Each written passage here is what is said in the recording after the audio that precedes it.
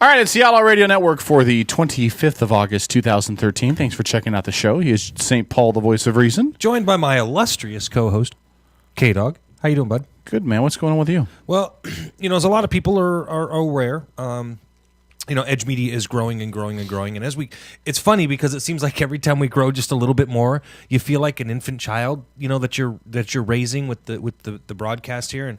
And every time the show grows, every time we have to get a new pair of shoes for it. You know what I mean? So Yeah. it's like every time we add a new little piece or something, oh, shoot, we got to fix this now. Oh, shoot, we got to fix this. So anyway, so that's why we came on just live and went ahead and just made it live, little quirks. And it's all good. It's all good. Strip's done a lot of work. We got new computer systems in the studio, and a whole bunch of new wiring's been done. So we'll pray that there's no other hiccups in the giddy up. Now, Bremerton Mayor Patty Lent is going to be joining us here shortly as soon as we have her on the line. Going up for re-election, Todd Best is the guy that's going to face her in the final election results later on this year. We had Todd on a couple of weeks ago. Yeah.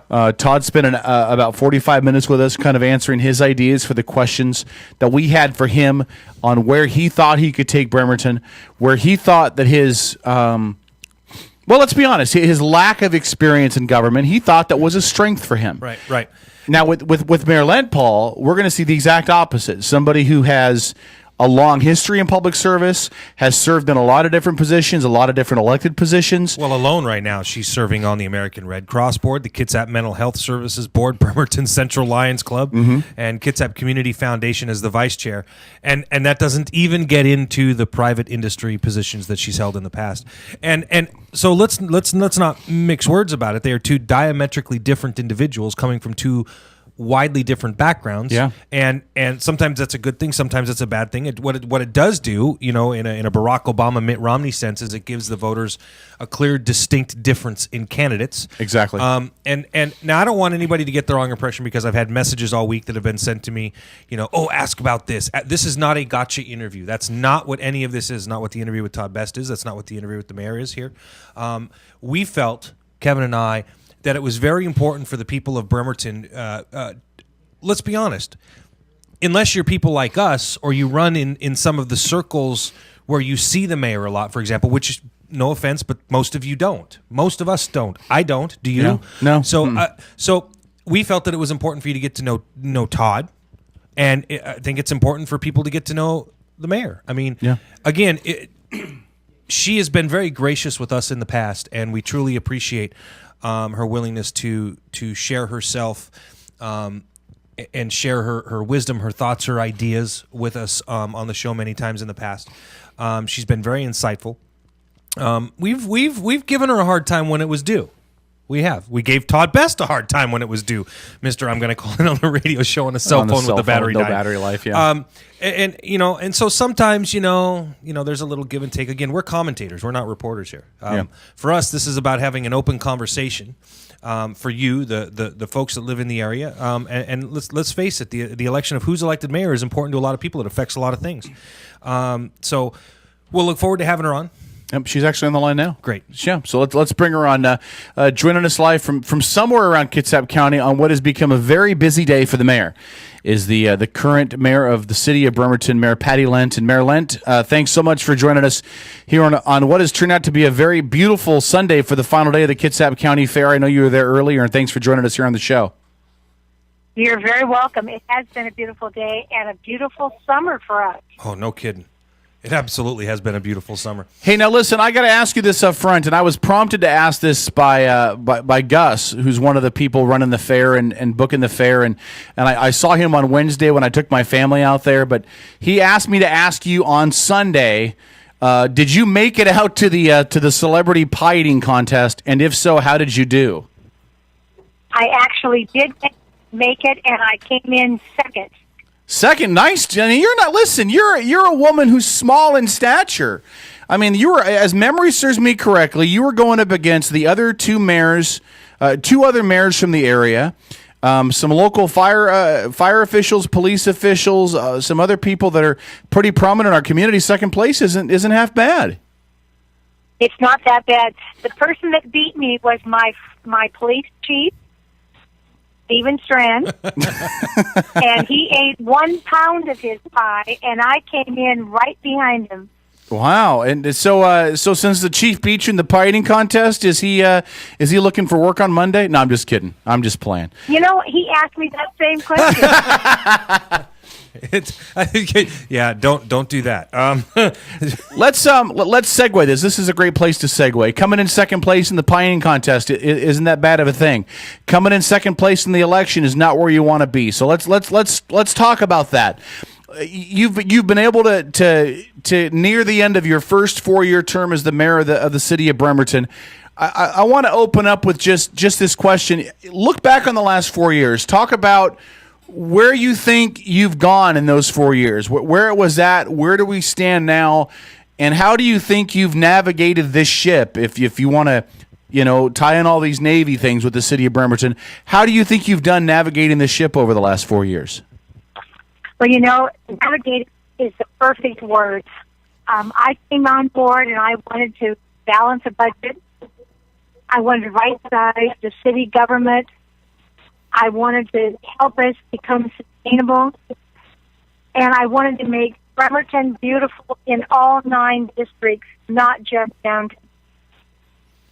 I believe I was able to do all of those things, and I just ran out of time to finish some of the things that are still very important to me and the citizens of Bremerton. Mary, let me ask you a question. Are you mobile? Are you somewhere where your cell phone is your only contact option at this time? Am I coming in with an echo? Well, no, there's no echo, but we're getting a lot of cut off, and I don't want the listeners to lose anything that you're saying. Are you in a spot where we can have you call back in from a landline if we get you the number? I don't have access to a landline. But let me call you back and see if it comes in clearer. Okay, let's go ahead and try that. Trey, let's go ahead and shut that down just for a second. No disrespect at all to the mayor. I just want to make sure that the listeners there at home have the opportunity to hear what she's saying. We don't lose anything in translation. That this whole thing doesn't, digitize out and. Well, and we we had to do that with Todd. And listen, we did. Yeah, this isn't on either one of them when this stuff happens, and when you're a busy individual and you're an elected official, you have to be fluid in your schedule.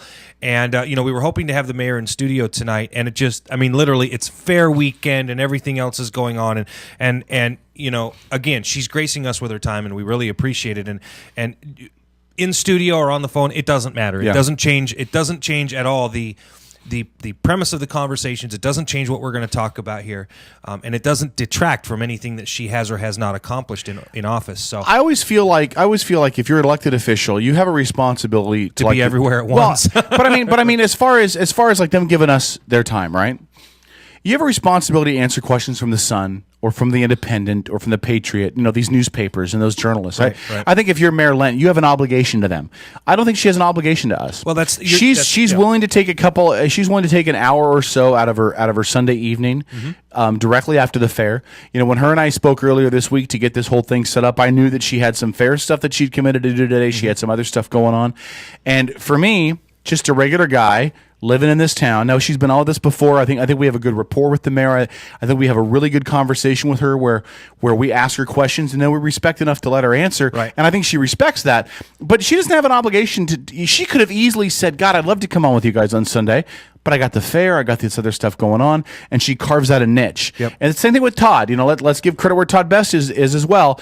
He's not a mayor, but he's got other stuff going on. He's got a family, he's got a job, he's got other stuff. Well, and here's the bottom line. Anytime anybody carves out that time for us, they don't have that obligation. I respect that and I appreciate it. Well, and we're, again, as I stated before, we're not reporters. We're not journalists. We're commentators. We take the information as it's presented to us, and when we discuss it, we talk about it. There's a big difference. Some people consider commentators like us part of the Fourth Estate. I do. Mm-hmm. Others, and a lot of people do not. We live in a changing world, ever-changing, where commentators such as ourselves, people such as ourselves, we're the ones that are out there. We're the ones, in a lot of ways, making the difference. We're breaking stories now and stuff like that. The difference is that when you're a reporter, you got to cite sources, you got to do all this other stuff, whereas, we're just lazy. So, no, not really. And I'm kidding, but But the truth is there is a different set of standards. Again, we're not writing columns, but as you will find, and you follow the Outlaw Radio Network, as you follow our parent company, Edge Media Source, you will see that a lot of things are changing. We're starting up news feeds here on Facebook, so that the stories are constantly running from around the world. We use the AP, we use Reuters, we use different news services. Hey, we may even cite Al Jazeera USA here, or Al Jazeera America at some point in time. I'll ever cite Al Jazeera. Did you see who went to work for Al Jazeera America from Seattle? No, who was that? Good Lord, I can't remember his name now. 20-year guy on Channel 5, blonde hair. You know what, Schaffler? Yep. Alan Schaffler? Yep. He's working for Al Jazeera? Yep. What? Yes. Oh, we'll talk about that next hour. They have a Seattle bureau.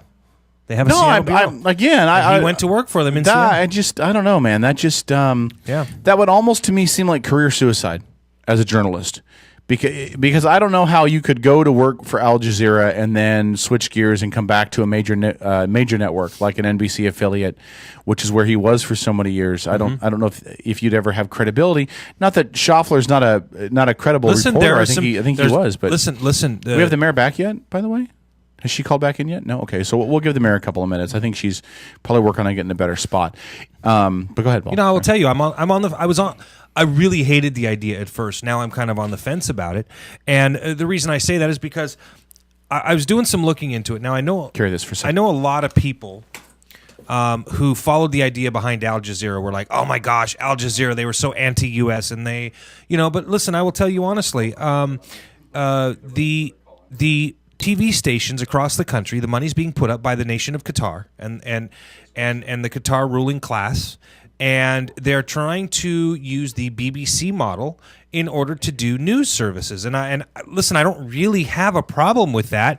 There are Soledad O'Brien from CNN has gone over to the dark side.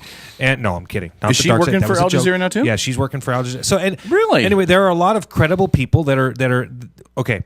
A few credible people that are switching over and going to work for them. And again, we've spoken many times on this show about how there's a lack of credibility in mainstream media. They're simply approaching news from an angle. For example, your mainstream media outlets, Fox, MSNBC, CNN, CBS, NBC, ABC, they're running about 15 to 17 minutes worth of commercials every single hour. No, that's very true. Okay? Al Jazeera has dedicated and made it a point to establish themselves as only running 5 minutes worth of paid commercials per hour. Big difference. No, it's huge. It's huge. They don't have the overhead they can afford to do that. So we'll talk about that next hour. Yeah. I've got some thoughts about that, but we'll talk about that next hour. Yep. All right, back on the phones and joining us from somewhere around the beautiful county we call Kitsap is Bremerton Mayor Patty Lent. Mayor Lent again. Thanks for calling back and thanks for your patience. Are you back with us? You're welcome. Now? There she is. Okay. So you were answering the question about navigating the last 4 years, and I want to give you a chance to carry that back from the top again, because I think we missed some of that. And it was breaking up a little bit. Yeah, I want the listeners to be able to catch that. Well, I came in office, and we were at the worst downturn of our economy. So I wanted to make sure that we would have a balanced budget, that we could right-size city government as far as employees, that we would take and be able to take and spread that downtown revitalization through the other 9 districts and the neighborhoods of our city, and make the city that quality of life. We've been able to reach most of those goals in my first term, 4 years of office. Now, talk a little bit about downtown, because one of the things that people have been talking a lot about lately has been some of the decisions traffic-wise downtown. There was a little bit of the confusion that happened on 5th Street with the one-way, then it wasn't a one-way. Now I believe it's back to a one-way again. And the recent changes on 6th and 11th, reducing those from 2 to 1 lane in each direction. Can you speak a little bit as an overview, just to give the listeners an idea how the decisions are made, and then speak specifically about the projects on 6th and 11th? Because we've talked to you before about what happened with the 5th Street, but speak specifically about 6th and 11th, because one of the things that when Todd Best, who's running against you in the election, one of the things that I mentioned to Todd was that as an outsider, and I want you to respond to this, as somebody who's not part of government, when I look at that and I see us go from 2 lanes to 1, it almost gives the indication that we don't expect to ever It's almost like somebody's saying we don't expect to see the type of traffic downtown that's going to need 2 lanes instead of 1 again. Is that a fair assessment? Give us an idea how that whole decision process plays out. Well, how the original process is that we're putting in new sewers, a water main, and we're taking 6th Street down to 11th that will be just like from 6th to Burwell. So as we are reconfiguring and bringing that street in its perfect condition, we eliminated 54 parking places for people that have businesses or that live there on side streets and that would utilize that area. In order to take and accommodate them while we're under construction, we had to take and find some area in town close enough for them to walk to have a parking place. Most of those spots on 6th and 11th are used after hours when people are coming home from work, and that's the only way they have to park and leave a vehicle to get to their apartment, their house, their business. So we actually did that temporarily while we're doing the construction. We tried to put that in the newspaper and to have people be aware that it was a temporary fix, just to accommodate 54 different parking places while we're under construction. That construction should be finished by the first quarter of 2014. But if people are accustomed to having that narrow lane, we're looking at what other cities have done on road diets. We look at University Place as one very modern street that has downsized. So it gives us a chance for people to either get used to that, to like it, or to go back to what we have with the 2 lanes of traffic on each side. Nothing is permanent. Right now, it's only while we're in construction. Now, you realize, though, this is the first I've heard that is temporary, and again, no knock on you or the mayor's office or local, but I haven't seen anything in the paper, and I haven't heard anything in talking to anybody else in town. So maybe some of this is just people don't know. This is everything on 6th and 11th is just temporary for now. It is while we're under construction, and this information goes through City Council. City Council votes to approve this while we're under construction because they're the ones that they determine one-way or two-way streets. They affirm how many hours a parking place has. So policy and legislature or ordinances for the city is all done to the City Council. I, as the mayor, will carry out that responsibility and see that we adhere to it. But all of this information has gone to City Council in order for them to approve it while we're in this construction mode. So let's change course here just a little bit. One of the questions that, and I won't bring up the family member's name that they threw at me, they said, you got to ask the mayor. So she's had some time in office. What has been the most, let me find the right word for this. For you personally, the most gratifying thing that you've been able to do in your time in office? I actually believe I've become the people's mayor, that I am visible, that people can contact me, they can walk into my office, they can email or phone me, and I respond to their requests or to their concerns. So that in itself is very positive for me. We came in and I had a budget that was well beyond, in fact, there was a $4 million gap. Over the years, we've been able to take and balance that budget, and now we have a 5-year outlook. So citizens as well as our own employees, as we craft each year's budget, what we need to accomplish and the income that's coming in, we really have a good look at how the city is becoming sustainable. Okay, now let's temper that answer by asking what's been the most disappointing thing or maybe the biggest roadblock or hurdle that you've had to deal with? I think, and I'm going to use one example, and Vern LaPrasse is a citizen that has been concerned for, I'll say, 10 or 12, 15 years. He lives on a street that has traffic beyond its speed control, and that he would like to have speed bumps. We have done so many things in regard to that street, in checking it with police, with our police cars, with motorcycles, with measuring how fast the people are going. We've gone through every type of evaluation to see about putting the speed bumps in, and it just hasn't come up to the affordability of doing that. I personally, as the mayor, would love to do something that reduces that speed limit down to 15 miles an hour and keeps the cars on his street from speeding. So that was a disappointment, and he's been there from the day I arrived in office till right now as I'm running for my second term. Okay, I think that's a very open, honest answer. No, and I like the fact that it's not something nebulous. You know, Mayor, I mean, like some people will say, well, I wish we could do X, Y, and Z with spending, and it's some kind of a nebulous, kind of a vague answer. And you kind of took it to a specific voter in your city that you understand where they're coming from. So I thought that was a cool answer. Let me ask you a question. Let me ask you a question about two different things that's going on Washington, on Washington Avenue, right downtown. And neither one of them are the same, but I think they're both really related, and I'd like you to just touch on both of them. On one side of the street, I know that the city's been fighting with a landlord who's got those dilapidated properties right there, literally across the street from the road that comes off the Manette Bridge. And there's been some headbutting going on between property rights and what the city needs to do to get that stuff cleaned up. I believe there was a fire in one of the residences. It's just been something that's been going on for some time.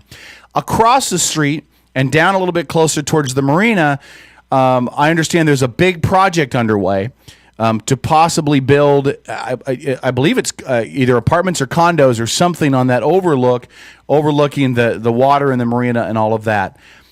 As the mayor and kind of balancing the city, it really just strikes me how ironic it is that we're talking about those two issues literally within a block of each other. How can you manage going forward with the city? One, this balance between what the city needs and what property owners need, and then when you clearly have somebody who owns property that has just let it go to hell in a handbasket. It's my opinion, not what you've said, but what I'm saying. And on the other hand, what the city needs when they have to come around and assist and maybe assist is the wrong word, but help encourage projects like this one that's going to be happening a little bit down the street. Well, let's talk about the properties that are really disabled and very discouraging for someone, especially with a brand new bridge. You come across a brand new bridge and you see something that makes the city look like it has not had any revitalization at all.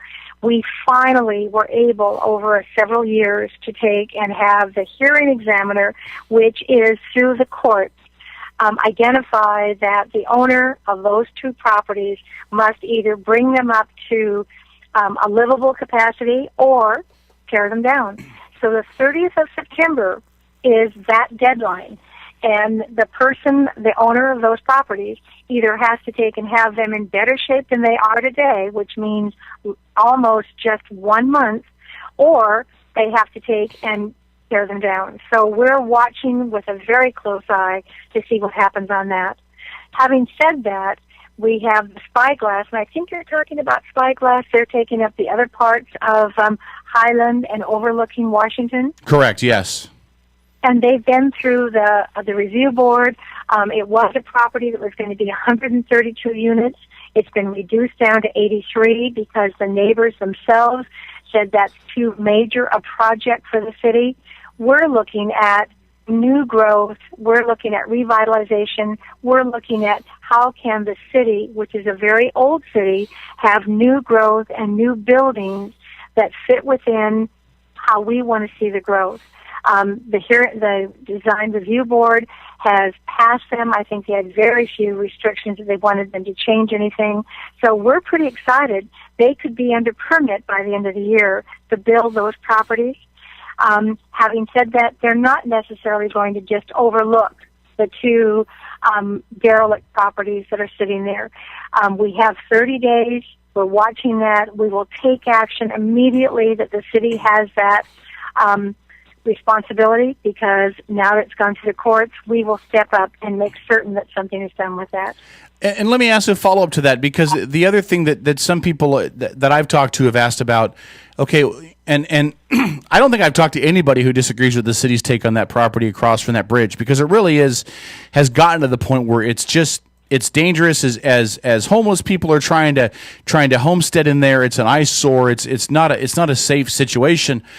But the other question would be, let's go to the other side of town over towards Wheaton Way. We've got a lot of businesses on Wheaton Way, and I'm talking about the old Albertsons complex that is I would say pretty well disabled as well after the snowstorm in 96, the roof damage that was in there. I've actually heard stories that there's actually a tree growing inside of one of those buildings. Does the city take the same stand on some of these businesses that are clearly just not viable spaces anymore for a business?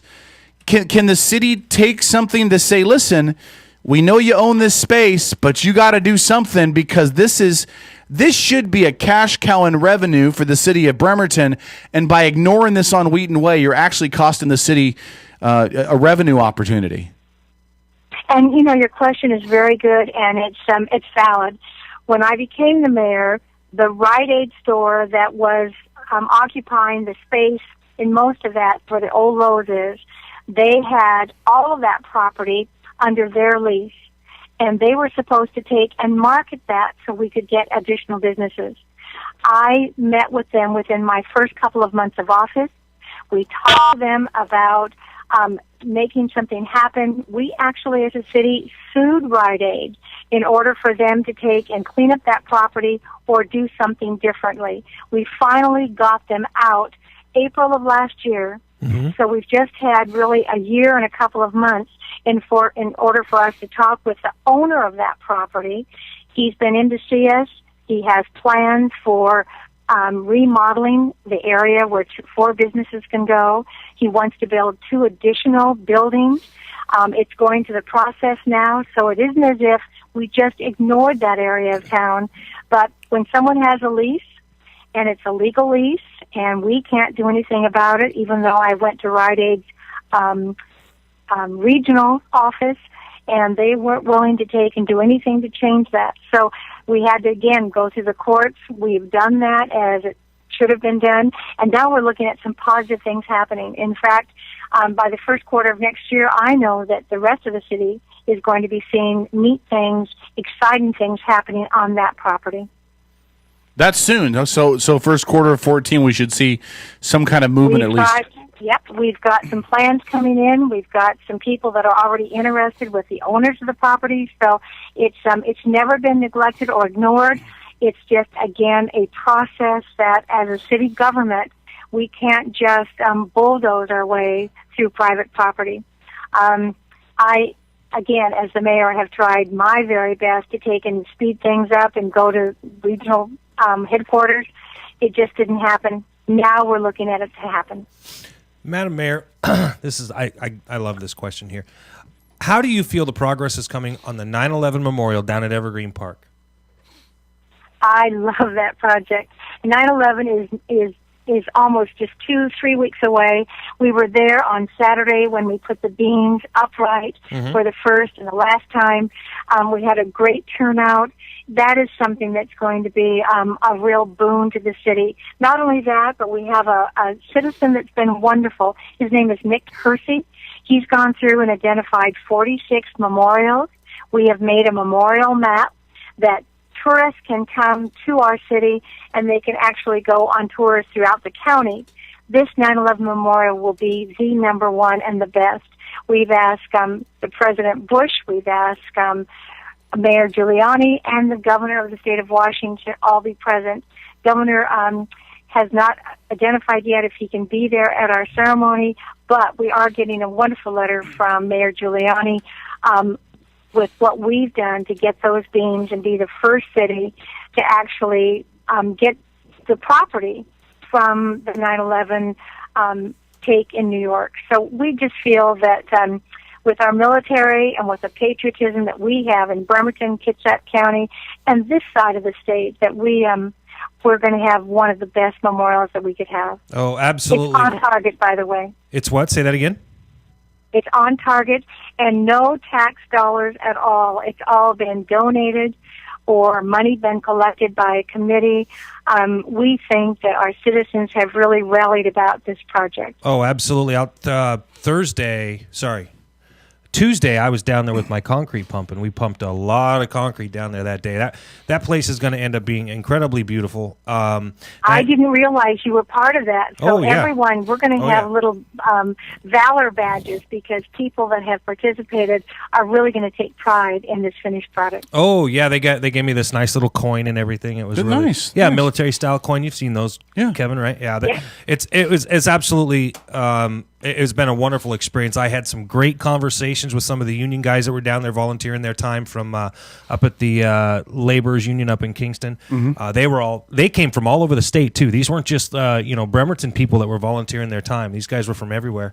And now I understand that they're going to be doing a big ceremony for that on September 11th of this year. Is that correct? That is correct. Now, I'm hoping if we can make some arrangements that we can be out there. And because it would be just such a wonderful thing to be able to broadcast and stream live on the internet. And don't tell my boss at work, but I'm calling out sick that day. So Are you? No, if my boss is listening, don't tell her. You need Wi-Fi in order for you to take and be there. We're going to try to make that happen so that whatever your needs are, so this gets the broadest information and coverage. So I'm trying to take and make things happen so that you can have that full coverage for the ceremony at 6 o'clock on Wednesday, the 11th day of September. Yeah, I'll tell you what, it would be so neat to be able to have the entire ceremony broadcast live in high def. Wouldn't that, Kevin? That would just be awesome. And Marilyn, on behalf of all of us, we thank you for making the effort for that. I also want to tell you too, I have a message for you from Dave Raymond, who actually was going to make an attempt to come down here just to shake your hand again, but he wanted on his behalf for us to tell you thank you for all the hard work and dedication you've given to help in your support for that 9/11 Memorial Project. You're very welcome. That's been a labor of love for all of us. I was telling Dave, he was texting me, and he's like, "Is the mayor in studio? I don't know if I can make it. I'm not feeling very good." And I was like, "No, Dave, she's on the phone." I was like, "Do you have a question for her?" And he types back after like this long pause. He types back, "No." Thanks, Dave. Thanks. Hey, listen, one other thing I wanted to touch on before we get too far away from this discussion with business in downtown. One of the things that I want you to respond to that we talked about with your opponent for the election with Todd Best is that I had asked, or one of us had asked him about the B&O tax. And I know the city's on a plan to reduce that gradually over time. But one of the things that Todd Best suggested was that he'd be in favor of trying to reduce that quicker because he believes, and I'll be honest, Marilyn, I kind of agree as well that it's a little bit of an onerous tax to place on a business, especially when we're in this type of an economic crunch, to add an additional B&O tax on top of the other taxes and everything else that a business has to pay to operate. Plus, you now have the inclusion of Obamacare and all these other things that are part of paying to have a business. Would you support, and is there any way to speed up this process of releasing businesses from that B&O tax to give them a little more room economically to operate in the city and help maybe bring more businesses in that way? Is that an important key? Is that something that you'd be in favor of? That is a goal for my second term. The thing is that the B&O tax today, and there are only two cities in Kitsap that have it, and that's Bainbridge Island and Bremerton, besides the state. And when it was generated, it was a time that, before I was ever the mayor. But now that it's part of the law, and it was something that the city council put on the businesses, we backfill our fire department the entire amount of that B&O tax. So if we were just to eliminate it, we would not be able to take and have the firemen and firefighters that we have on duty, the service that is number one in the county, that is quick responders. So we have to be very diligent and strategic in how we remove it. I would remove it by annexation.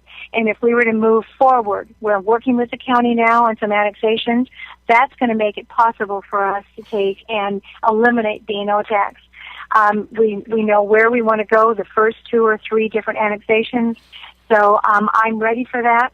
I know that it will make a difference in the businesses, but until we can take and get some other sales tax that benefits us, we can't eliminate that because of what it does for our fire and for our rescue and first responders. Sure. When you talk about annexation, do you want to share ideas of what direction annexation would go? Logically, I would think that maybe, out towards Silverdale, more down that highway seems to make more sense with the amount of retail out there. Is that a fair assumption? What areas would the city be looking to annex? Chico, my house. Already, the most reasonable. Right now, we're doing a comprehensive plan for Gorse because we got a $9 million federal grant, and we were able to, our city and our sewer plant, to actually sewer all of Gorse. Having done that, we supply water and sewer to all those businesses and houses. So the first thing, because we're doing so much of this comprehensive plan and outreach, the most logical would be Gorse. So those businesses and about 105 houses in that area would be coming into the city. I'm hoping that will take place the first quarter of 2014. Having said that, we're working with the county because our UGAs, unincorporated growth areas, would be West Hills, Rocky Point, and Navy Yard City. Mm-hmm. In order to take those in within the city limits, we do have to have more of a retail base.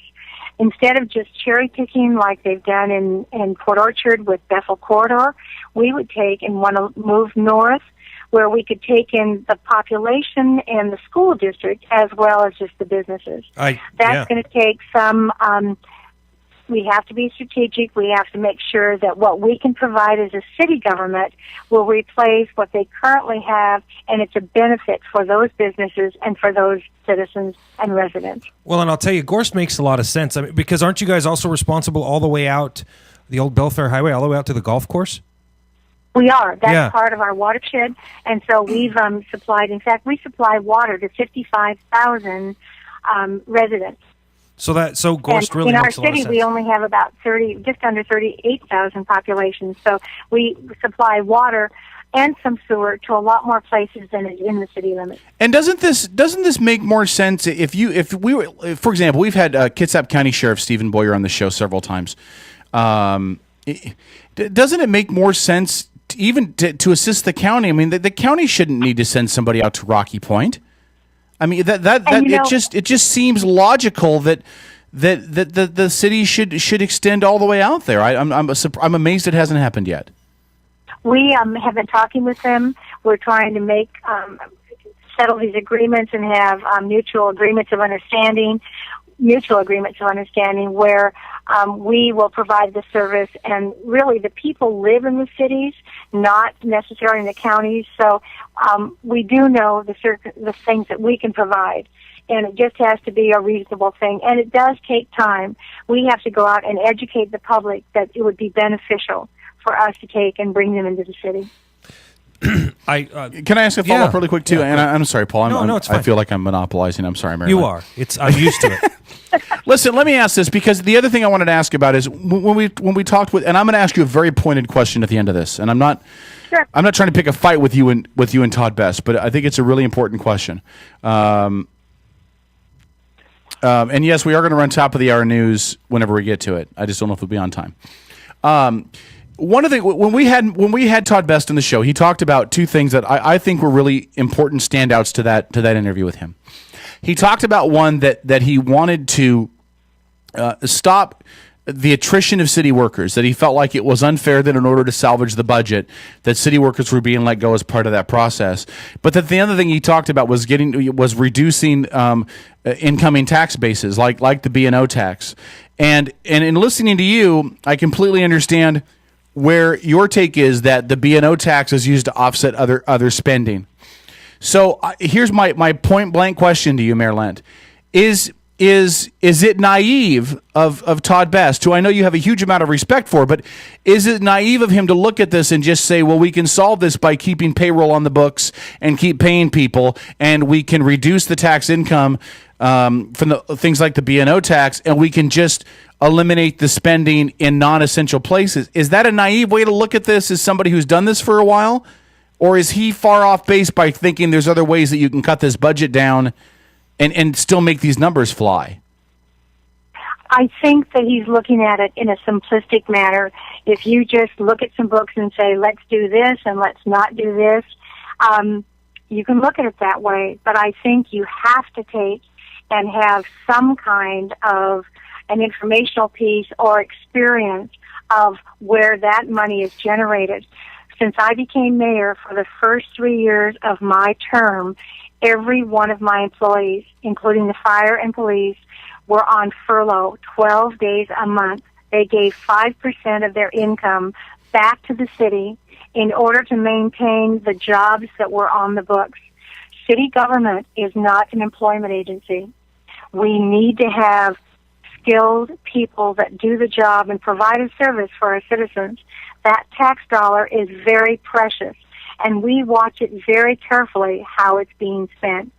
But someone from the outside that doesn't know what transpires on the inside, you could say, yes, naive would be the question.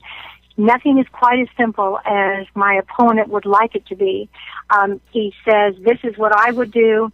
There would be so many roadblocks in how he could accomplish the things he wants to do. I just want the people that are out there that have lived with me my first term and that would look at me for a second term to sustain the viability and sustainability of our city. We are strategic. We're doing things in a manner that takes everyone in consideration, not just those employees, but those people that are paying taxes to keep them employed.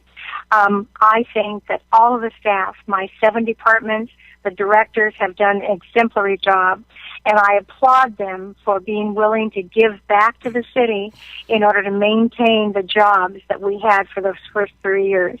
Through attrition, we've been able to take and drop some of those employees, but it isn't a simple matter, and it's taking me 3 years or now 4 years and very strategic thinking and planning in working with all managers, supervisors, and directors.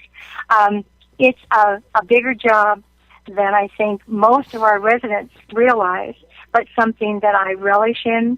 I love the difference that we've made so far, and I'm so willing to continue making that difference in the next 4 years. Okay, nuts and bolts. Are you ready for this? Budget. Yes. Okay, budget. Is the budget balanced? We're not balanced right this minute. Okay. But we have received all the figures, what all of our departments feel they're going to spend for the balance of 2013, for what they feel their expenses will be for 2014, and what revenue they feel is being generated. I believe when we go to council with a budget that I prepare, it will be balanced. Okay, so you're fully anticipating a balanced budget. Now, for those that are listening, that means that's what she's shooting for. So if they're a little bit off, it's nothing to panic about. And again, in full disclosure too, Marilyn, all you can do is propose the numbers, right? I mean, it's all going to go back before the council. And speak about this for a second, because we're reducing the council by two members as well. How much does this change the dynamic, or will it really change the dynamic within the mayor's job with having 2 less city council members to work through, and the dynamic of city government? How much of a difference is this going to be moving forward when you're passing something like the budget? Well, number one, I do not believe that the city will be less represented by 7 council members. Of all the cities, 281 cities throughout the state, we were one of 3 that had 9 council members, and the other being Tacoma and Seattle. We just don't have a population that warrants 9 council members. So I believe 7 will represent the city well, number one. Number 2, I do prepare the budget. I'll work with each one of my department directors, and we will bring a balanced budget to council. Now, if they don't like the way that we're spending those dollars, or how we have come to a balanced budget, that's their prerogative to change it. Sure. So that's where some of these changes were made back in 2010. Is we did have a balanced budget. It did require some people to be removed from positions in the city, and they elected not to do that. Not necessarily because of Mr. Best, but they looked at the timing and they said maybe this isn't the appropriate time. And we still, again, all of our employees, every single one of them, gave back 5% of their salaries to keep the employed people, all of our staff. Right, so sure. It's been a compromise throughout these last 4 years. Absolutely. And listen, I just want to say this for myself. And in listening to you speak, what I understand, what I'm hearing from you is you're doing your best to try to run the city to some degree like you would your private business. You know, you expect results. When results aren't met or budget cuts need to be made, there are certain areas where you can make cuts. For example, you can't take away from the services that are going out to citizens of your city. If you have to make some budget cuts, you have to look at areas to cut, right? Just like you would if you were running a construction company. Sometimes you got to let some people go. Am I understanding you correctly? Yes, that's absolutely true. And again, for myself, and I freely admit to everybody who listens, I'm a fiscal conservative. I believe that you should not spend more than you bring in. And as such, that means if you work for the city and sometimes the revenues aren't there, people have to go. And it's just that's life. It's tragic. It's terrible. But again, it's life. And so I appreciate the fact that you're running it like that, even if my cohort or others don't. Don't pin that on me. Relax, Kevin. Relax. All right. So this question, Madam He's trying Mayor, to throw me into the under the bus Maryland time.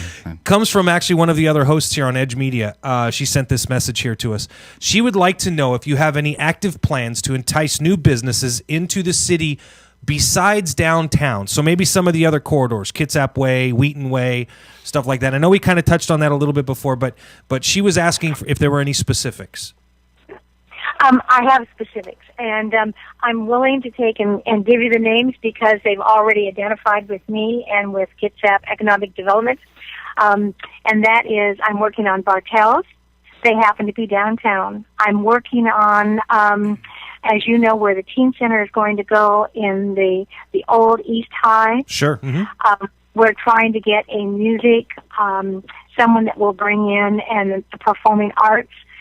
We have some great ideas and people that have come forward that say, you know, I would like to do this.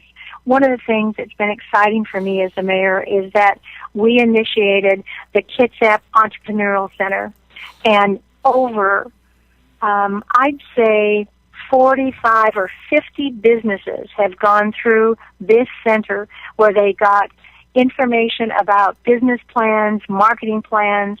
Some of them were home-based businesses that were ready to have storefronts. Some needed to take and have some kind of a business plan where they could hire more people. And so when you look at 40 or 50 home-based businesses actually being thriving today, that's pretty exciting. We worked with Cash a great deal, and Cash was where, again, businesses could come in an 8-week course to learn about if you wanted to take and have a business. We lost a lot of businesses and a lot of employees, not just in Bremerton, but in Kitsap County. Our main thing is to have our workforce and Olympic College retrain these people and put them back to work. So when I talk about businesses, I'm talking about people that have said, I would like to do something. We're trying to make that happen, not just in the housing market, because Highmark Homes in East Park does want to have 435 homes completed by 2015. East Park just has another outside money that's coming in. They will be paying property taxes. They will be paying the real estate excise taxes for 83 units. We've got some things going on that may be under the radar, but that are making our city viable. And I'm pretty excited about the next 4 years. Well, and those are the things that we're glad to be able to bring to people's attention, because I don't think enough people are aware. They think mayor, they think city, out of sight, out of mind, right? So they have no, Exactly. they don't realize how much hard work really is going on, So anyway, again, I'm glad you're able to bring that to the forefront, man. Hey, listen, Marilyn, the last thing I want to bring up to you is something we offered to Todd Best. And again, I'm not going to ask you to give an answer on the air because I don't think that'd be fair. I'm not going to blindside you with it, but I want you to think about it and consider it. But it's something we've offered to Todd, and we'll offer it to you as well. One of the things I would love to do, and it's something we've never done before, we've talked about it before, we've never been able to have the opportunity. If we can pull it off, and with your schedule and Todd's schedule and on a Sunday evening, we would be honored to have both of you in studio just to sit down, not for a rapid fire CNN Not any kind of debate, nothing like that. Just a conversation. I think people are sick of how caustic can the media be, how abrasive can this be, how much mud can we sling. But I think just a conversation of the two of us and the two of you in a room together, just talking about the future of this city. This city has such a history that I don't think 90% of our residents are even aware of. Going back to just decades of, I've been my work with the Blue Jackets. 5% of the people in this town know that there was a semi-pro ball club that played here in the 40s called the Blue Jackets. And there's this disconnect now that I think people have just distanced themselves from politics. And so I feel like if we could get you and Todd in here together on the same night, all around this beautiful round table, and we just have a conversation. No mud, no pointed questions. I'm very willing to do that, and I think that if it could increase your listeners, your people on the internet, if they want to watch or if they want to participate, I'm looking at all ways to not just educate, but to reach out to the people that live throughout the communities so that they will know what's actually happening. I welcome that. I thanked Todd Best for what he's done for the Tomb of the Unknown. I think that as a crusader, he can get volunteers charged up in doing things. I appreciate that, and I really respond in kind for what he wants to do. I think in a conversation with all four of us and with listeners calling in and asking questions, we'll be able to take and actually look at someone that is in a leadership position or someone that just has a desire to say, I can do it better. I think that could be a great broadcast, and I would welcome the chance. Well, we will work on getting that set up, and you and I can discuss this off air, and I'll kind of mediate and we'll figure out a date, and we'll get everything set up. And I thank you for your willingness to do that. So, Marilyn, before we wrap this, and we're running a little bit longer, I think that we had talked about. So I want to give you a chance. Any final thoughts? If you're going to make your big pitch per se to the residents of the city of Bremerton, 4 more years for the mayor. Here's your chance to just let the residents know why 4 more years with you as the mayor is the right direction for the city to go. All right, 4 more years. It's because I want this city to be sustainable. We need to balance our current housing market. The things that I believe need to happen for the city of Bremerton, and when we're 50,000 people strong, we need to have higher value houses. We need to have the areas around Illahee, around our golf course. We need to have people that love the quality of life, and that once we increase the housing market so we're not taking care of substandard housing or low income, then we'll be able to take and have those 38 parks that we've got well maintained. The things that everybody wants for quality of life will take place. I think that the next 4 years will afford me, in the leadership position I have, to do the outreach for the future of our students, of our seniors, and those that live and call Bremerton home. I can't top that. That was great. Marilyn, we thank you for your time. And again, honestly, you've been really willing to come on with us a whole bunch of times in the past. So I want to again thank you for your willingness to be a part of this and grace us with taking some time out on Sunday evenings. Also, a last thought, Joanne, is it Weber or Weber, asked us to give you a quick hello as well. It's Weber, and thank you very much. All right, Marilyn, again, we'll talk soon. You and I will be in touch. Tell your assistant, Elaine, she's very nice as well. She's a pleasure to talk to, so pass that along as well. Thank you. Good night and enjoy. Again, let's hope our summer continues through our Blackberry Festival. Oh, exactly. I'm looking forward to Blackberry Festival. Pitch the Blackberry Festival real fast so everybody hears. All right. It's the next weekend. It's Labor Day weekend, and we're going to have at least 70,000 people, bands, and everything Blackberry. It couldn't be better, and our city couldn't look any better than it does today. I will see you down there. I'm going to go down there, and I'm going to eat all the food I can. We should really have Outlaw Radio there next year. I think we should have an Outlaw Radio booth there next year. Thank you very much, Madam Mayor. You're very welcome. Thank you, Mayor Lent. There goes Bremerton Mayor Patty Lent. And again, as I told her before, I wasn't going to make her give an answer, because I felt like I don't want to blindside anybody. But she jumped in and cut me off essentially and said, "No, I'll do it. Let's set it up. I think it's great." And the thing I really appreciate is she said too, if it helps with your listeners and it helps build your listenership, I think she understands the whole spiel. You know what I mean? She gets that we want to build, and she wants to help us, and she also wants to get her word out and all of that. She's a small business person. I mean, that she came into politics from small business. She absolutely understands how to build a business, and much like Todd Best. So again. Thanks to both of them. Thanks to the mayor tonight for her interview. Todd Best to his interview a couple weeks ago. And now you guys heard it here. We're going to try to put this together, and we're going to make it kind of a cool roundtable, just conversation about issues within the city itself. And literally to the point. We're not going to do a debate style. Is not what Kevin and I discussed. Like Kevin and I will bring some questions to the table. We'll let listeners bring questions to the table, and we'll just let the two discuss them instead of cutting them off and doing your 2 minutes is up. Sorry, if you didn't solve world hunger in 2 minutes, you don't get it. I mean, we're not going to do that. We're not going to. The world problems in the world aren't solved by sound bites, contrary to our friends at Fox News and what they think. So. Kevin? No, listen, I totally agree, and I think this is what. I think this is what this community needs, which is not a divisive, let's poke sticks at people and see how they respond. Let's just have a conversation, because that's how stuff's going to get done out here. And I think we've seen it out of Todd, when we had Todd on before, and we saw it out of Mayor Lent. The one thing that Todd made clear is that he doesn't agree with a lot of what the mayor has done, but he has a lot of respect for her. He did make that very clear. He very clear. He was very polite, and he was a gentleman when he talked about her.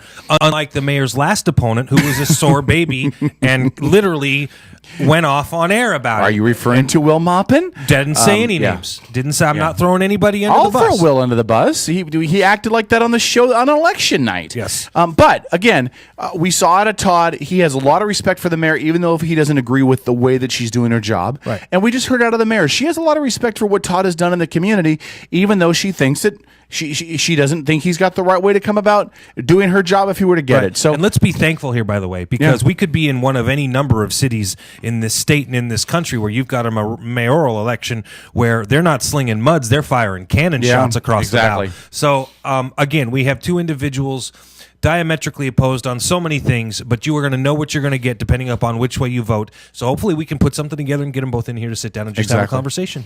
Now listen, you'll notice we didn't take any any commercial segments or anything out during the last hour, I think the reason for that is twofold. One, we didn't want to, and the mayor was more important. Well, no, yeah, really, it was. We're not making any money off of this show. We're not trying to make any money off of this show, although we'd love to. Feel free to write me a check. But the end result of the whole thing is that we do a lot of our sponsorships as in kind, but in this instance, the discussion with the mayor was more important, and that was what we really wanted to speak about. We wanted her to have an hour unfettered, untethered, uninterrupted to really answer some questions and speak about her vision for the future of Bremerton. I do, though, now that we've wrapped that up, and before we go to our break, and let's kill the top of the hour news, we'll just take a regular break if you just want to delete that out of there. I do want to direct you, if you get a chance, go check out cdpoe.com, cdpoe.com.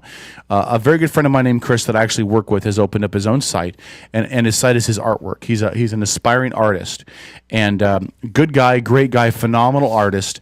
Does he have any cool pictures, drawings, paintings? What? Yeah, he does a lot of art. He needs to give us one to put up on the wall. Well, I'm gonna talk to him tomorrow. Actually, I'll see him at work tomorrow. But I do want to direct you guys over. Check out his site, cdpoe.com, or you can check him out on Facebook at facebook.com/dark with an extra K. So dark, DRKK dot pic, PICXIE So facebook.com/darkk.picxie.net. But check out some of his stuff. And if you're looking for some art or you're looking for some alternative art stuff, either for your website or some other stuff that you're doing, go check him out at cddepot.com. You'll love the stuff that he's doing. And contact him if you've got a project you're looking at. He's got some great stuff. So we'll take our break. When we come back, we're going to shift the gears a little bit. There's a whole bunch of other stuff going on. Great appreciation to Maryland. Thanks again for taking some time out. And we'll get to work on getting Maryland and Todd Best on the show together at the same time in our beautiful studio in East Bremerton. Stick around. St. Paul, the voice of reason. K-Dog, the loose cannon. It's the Outlaw Radio Network on EdgeMediaSource.com. Get outlawed. The Legacy Group in Silverdale is a well-respected independent mortgage banker, absolutely committed to helping Kitsap County families on their path to home ownership. As an employee-owned company, the Legacy Group has a strong stake in your success, and they want to be your lifetime partner in helping you develop a strong real estate portfolio. Call the Legacy Group in Silverdale today at 698-6440 and find out how they can help you get started on the road to home ownership. 698-6440 for the Legacy Group, a lending experience that's a little different and a lot smarter. Located 3520 Kitsap Way in Bremerton, Arnold's Home Furnishing has been serving the Kitsap County community since 1951. For nearly 60 years, Arnold's has been here taking care of its customers with excellent customer service and quality merchandise you'll find nowhere else. And visit arnoldshomefurnishing.com to view all the merchandise available and see their current promotions. Arnold's Home Furnishing, to fit every lifestyle and budget. As Kitsap County's largest maintenance provider, Team Innovative in Paulsbo provides commercial and residential maintenance to hundreds of millions of dollars of local real estate. With services including parking lot maintenance and street cleaning to landscape and design, Team Innovative is committed to using a green approach and following a strong environmental conscience. Team Innovative Services, 697-6858, or visit them online at getinnovative.net. Team Innovative Services, get serious, get innovative. The Kitsap Humane Society is an independent nonprofit committed to providing positive, life-changing solutions to people and companion animals. Our vision is that every adoptable animal has a home. In 2010, we rehomed 4,111 pets. For more information on our programs, services, and animals available for adoption, visit us on the web at kitsap-humane.org. Kitsap Humane Society. Rescue, rehabilitate, rehome. Did you know volunteering with the Bremerton Central Lions Club can be fun? Community services for everyone. Young people, families, men, women. As a volunteer, you'll help your community and gain valuable skills. Network with others. Energize your life. Make an impact and have fun. Get in step with your community and volunteer. Visit us at bremertoncentralwa.lion.wap.org.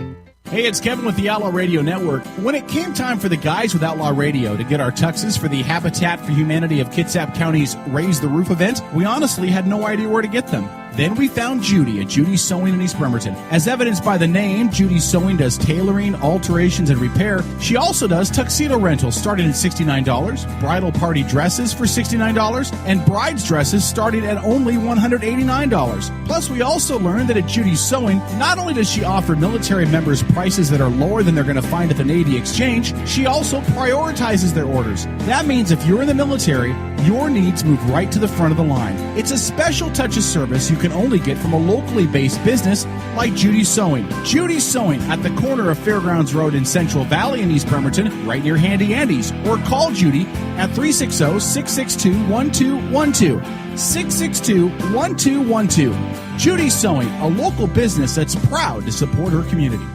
Getting married, entertaining clients, or maybe you're just having a bash with your friends. No matter the occasion, make sure you plug into the tunes with E&M Entertainment.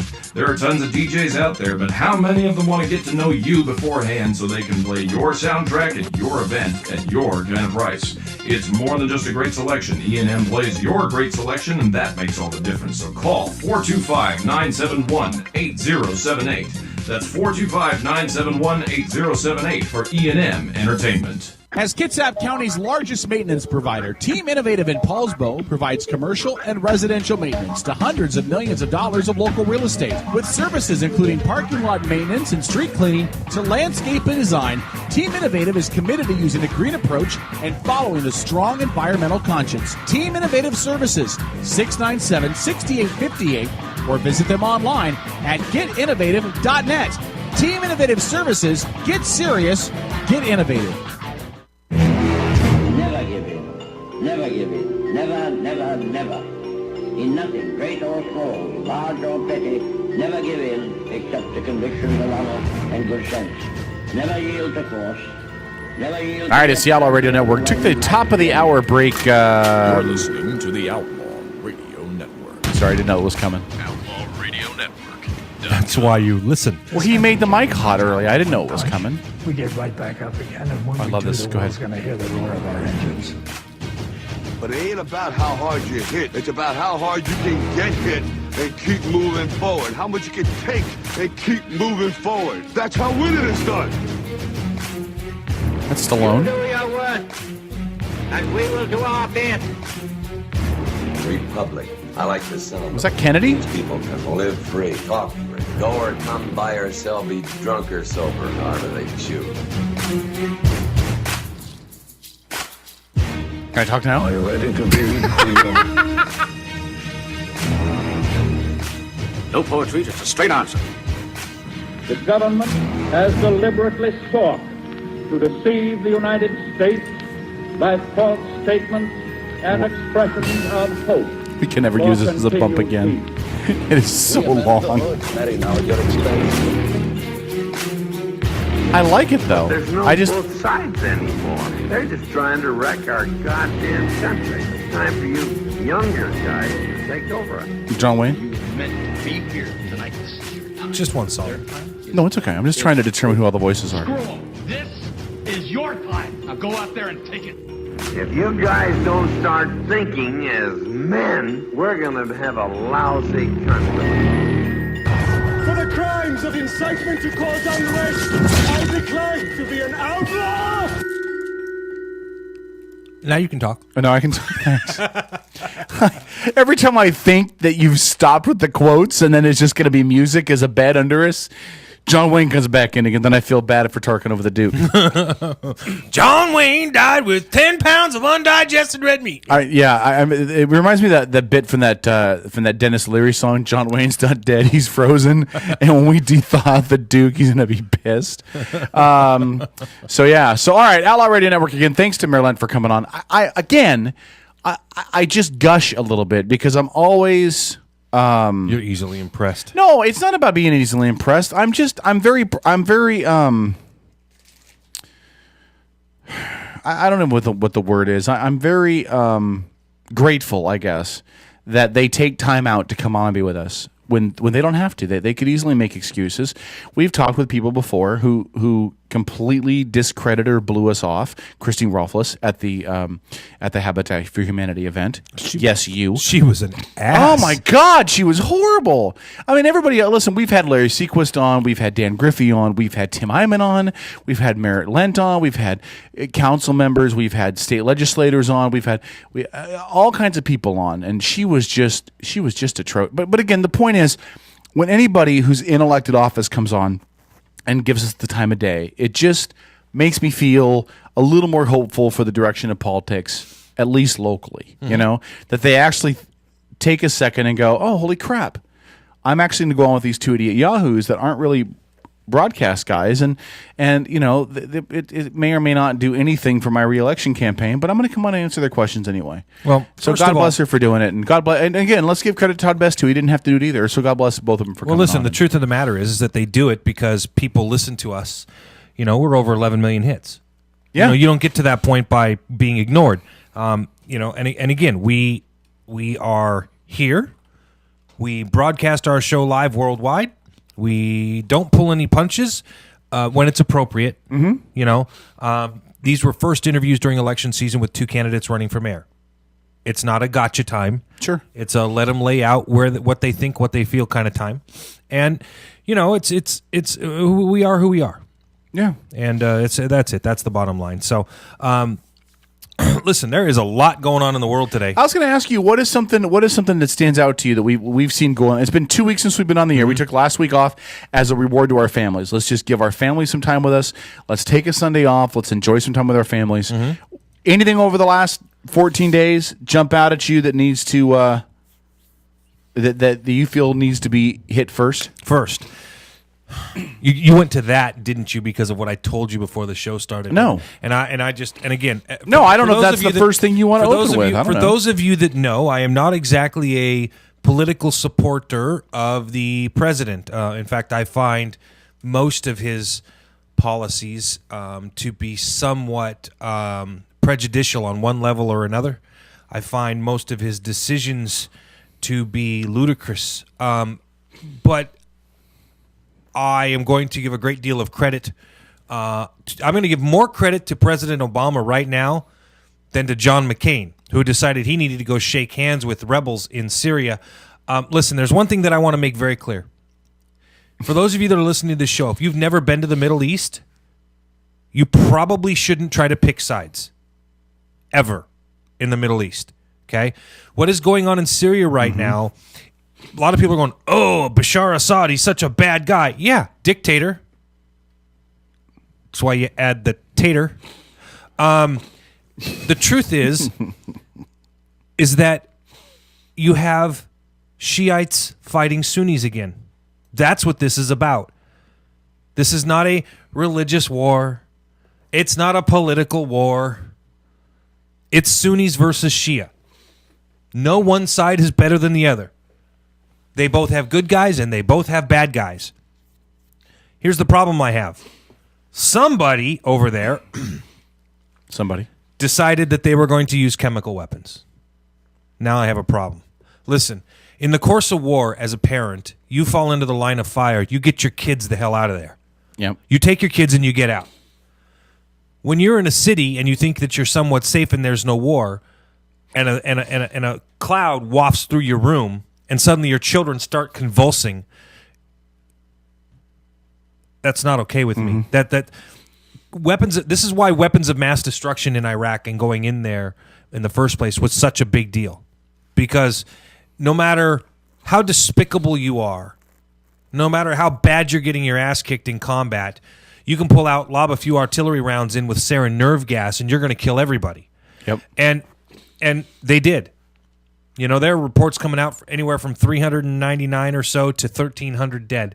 Either way you look at it, I know that the video footage, the clips, and the pictures that I saw, I must have seen 40, 50, 60 dead children. And it made me break down and cry. I could not handle that.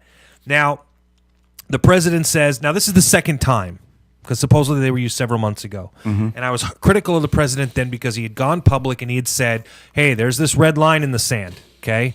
And basically what he did, I think that he wasn't prepared to do anything when the first time that line was crossed, and they kind of hemmed and hawed, well, we're not sure who did it, we're not sure how much they used. You know, that was every excuse in the book. This time it's obvious, it's everywhere, you cannot deny it, there's too much of it, but you don't know who did it. You don't have a clue who did it. And the stuff that's going on, these reports that are coming out, let's see, what's this one? White House official, unidentified, gotta love that one. Yeah. Very little doubt the Assad regime was behind the chemical attack. Listen, you don't know that. Yeah, you don't know that. In fact, you don't know that. It could have been the Assad regime gassing its own people to make it look like it was the rebels. You have no idea the level of conniving bullshit that those people will go to save face internationally. Let me read the quote, by the way, and this is off of a story on CNN. I know you're looking at a different site. This is off of CNN. The U.S. official who was not authorized to speak on the record said the evidence pointed to the government forces goes beyond images and open source reporting from doctors and others. Quote, there is nothing credible to indicate that the rebels, either the Syrian National Council or even al-Nusra Front, have used chemical weapons. Only the Assad regime is responsible for chemical weapons use. That's the quote from the unnamed U.S. official. Let me ask you a question. If there was a way to verify or if something came down in the next, let's say, within the next week, there was some kind of proof that in your mind was enough verification that it was the Assad regime doing the chemical weapons. And I don't know what that would be, so let's not get into that conversation because I don't know. But let's say that in your mind, it was just clear. It's the Syrian government, it's the Assad regime using chemical weapons.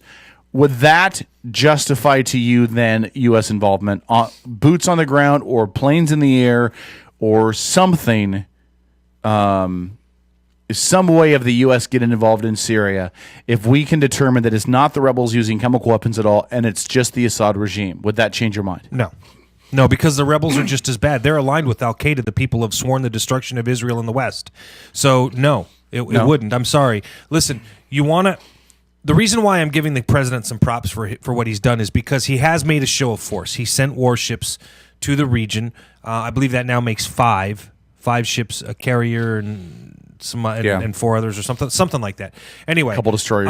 And the truth of the matter is that those 5 ships alone have enough capabilities of blasting, any country in the Middle East back to the Stone Age. And so be it. World might be a better place for it. But my point is simply this, is that you cannot, first of all, you can't go into Syria and get involved because you don't know who's who. You don't know what side anybody's on. You can't. This isn't 2 uniformed armies fighting against each other. In fact, Assad's forces, most of them aren't wearing uniforms. Right. So, how do you pick a target, for God's sakes? The only way I would be okay with U.S. forces being involved at all in Syria would be if you were using no boots on the ground. Okay, I don't want any American soldiers on the ground. Period. I'm sorry, I think that's the only way to do it. Well, no, and then I would only use aircraft, or guided missiles or something, and then I would only strike at targets that are housing the weapons of mass destruction, the chemical weapons. So if you have good intel that says in this warehouse is where Assad is storing X amount of sarin gas, then I would be totally cool with the U.S. using some cruise missiles off of a destroyer and taking that warehouse out. Yeah, that's not going to happen. No, it probably isn't going to happen. I'm just saying, for me, that would be my only. And I just want to point out, only line of where I would be okay with the U.S. getting involved. There is a lot of evidence to suggest that Saddam Hussein's weapons of mass destruction ended up in the hands of Bashar Assad and ended up in Syria. Now that being said, seeing this footage, you're getting a chance to see why we were so intent on going in to get the weapons of mass destruction. Now, listen, it does not take much. Okay, we're talking a couple of 5-gallon buckets to pour into, basically a couple of 5-gallon buckets worth of material to kill 100,000 people. Okay, It doesn't take much to hide that stuff. Oh yeah. So it's not like you can go into this and say, hey, I think it's in that warehouse and there's chemical weapons in that warehouse. Wrong, dude. It's in Haji's bathroom. It's in his shower. Yeah. It's hidden. It's in a milk jug. I mean, it's not. Right. It's something one person can carry. Right. Easily. So, and to be honest with you, I think that the only way that you can do it is. There's an old story about 10,000 soldiers from the Middle Ages that were walking through. I'm trying to remember where. I just remember the premise of the story, where they basically came through this country and they said, "Hey, we're an armed army. We're not here for you. We're going home. Stay away from us, and we will leave you alone." Mm-hmm. So the people, as they were marching through this country, left them alone, because they were like, "If you leave us alone, we will not mess with you.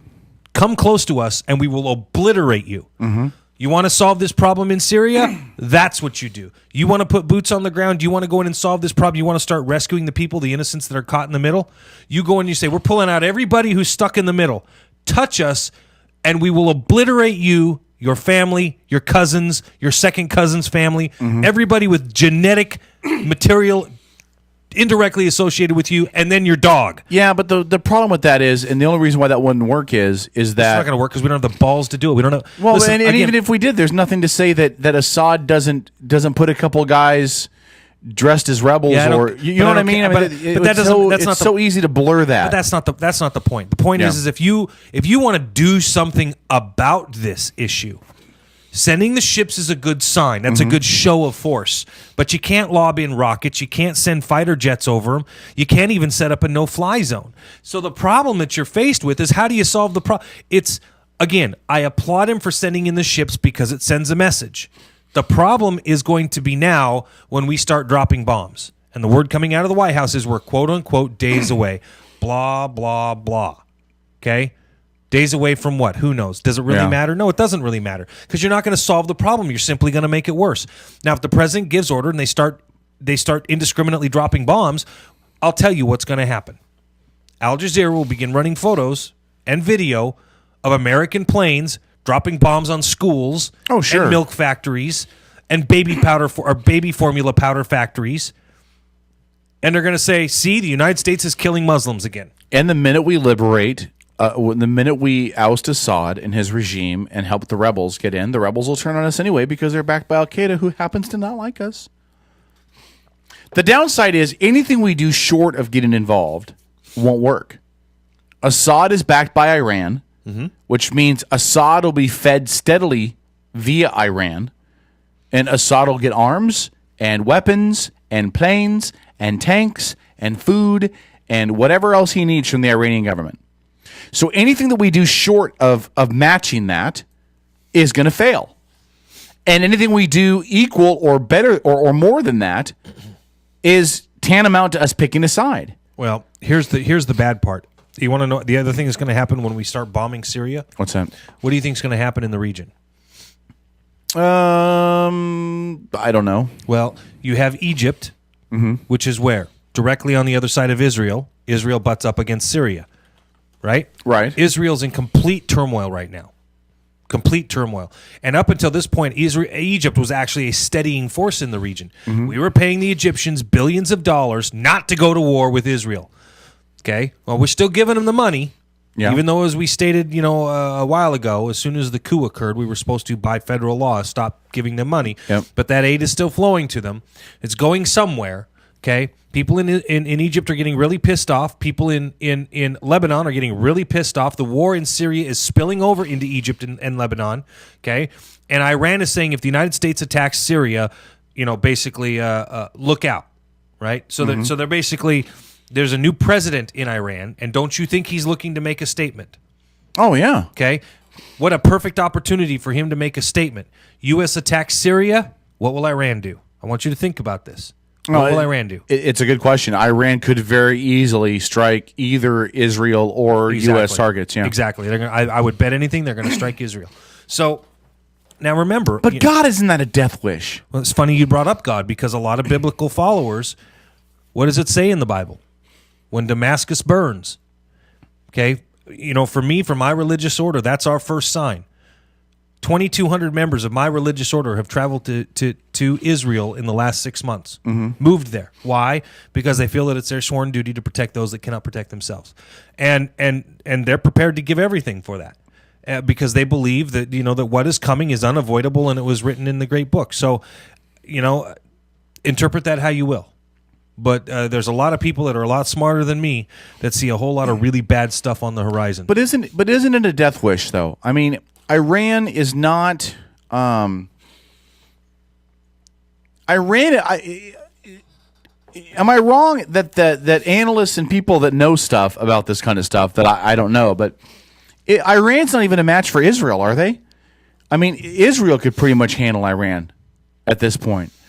And so if this is a tag team match at WrestleMania 30, I don't know that I would say between that, Syria and Iran and the U.S. and Israel, isn't this just a total ass whooping?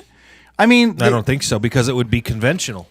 You can't, Israel's not going to use nukes on Iran. All they'll do is contaminate themselves. So it's. Do you think Iran busts out the nukes? Yeah. Do you? If they have them. I would not surprise me in the least. Listen, again, Iran has promised to wipe Israel off the face of the map. Then isn't it better to have the war now? And let me explain why. I understand what you're saying. Yeah. If the question is, maybe they don't have the nukes now, but maybe they have them in 5 years. We know that they've been working on this for a while. They've got their nuke program. They're not going to get rid of it. Isn't it almost better to just throw caution to the wind and say, we're going to have to deal with them at some point. Maybe now is the time. Because at least if we can deal with them now, we deal with them before they get nukes. Then we at least defuse it enough to hopefully wipe that regime out, take out that nuke program, but whatever puppet government we're going to stick in there, doesn't that maybe make more sense? Yeah, that's part of why I was a proponent of going into Iraq. A lot of people said, oh, now it's going to make us a whole lot more enemies. No, I guarantee you they already hated us. Sure. All you're doing now is you picked a place that's in their backyard and you're drawing. It's like if you live on a street and you know that the Hatfields and McCoys are in a war and they live around the corner from you, wouldn't you rather have them fighting over there? Yeah. I don't want them in my front yard fighting. So it's look, I get it. And I'm going to say this. I think that with this situation in Syria, the president can't win.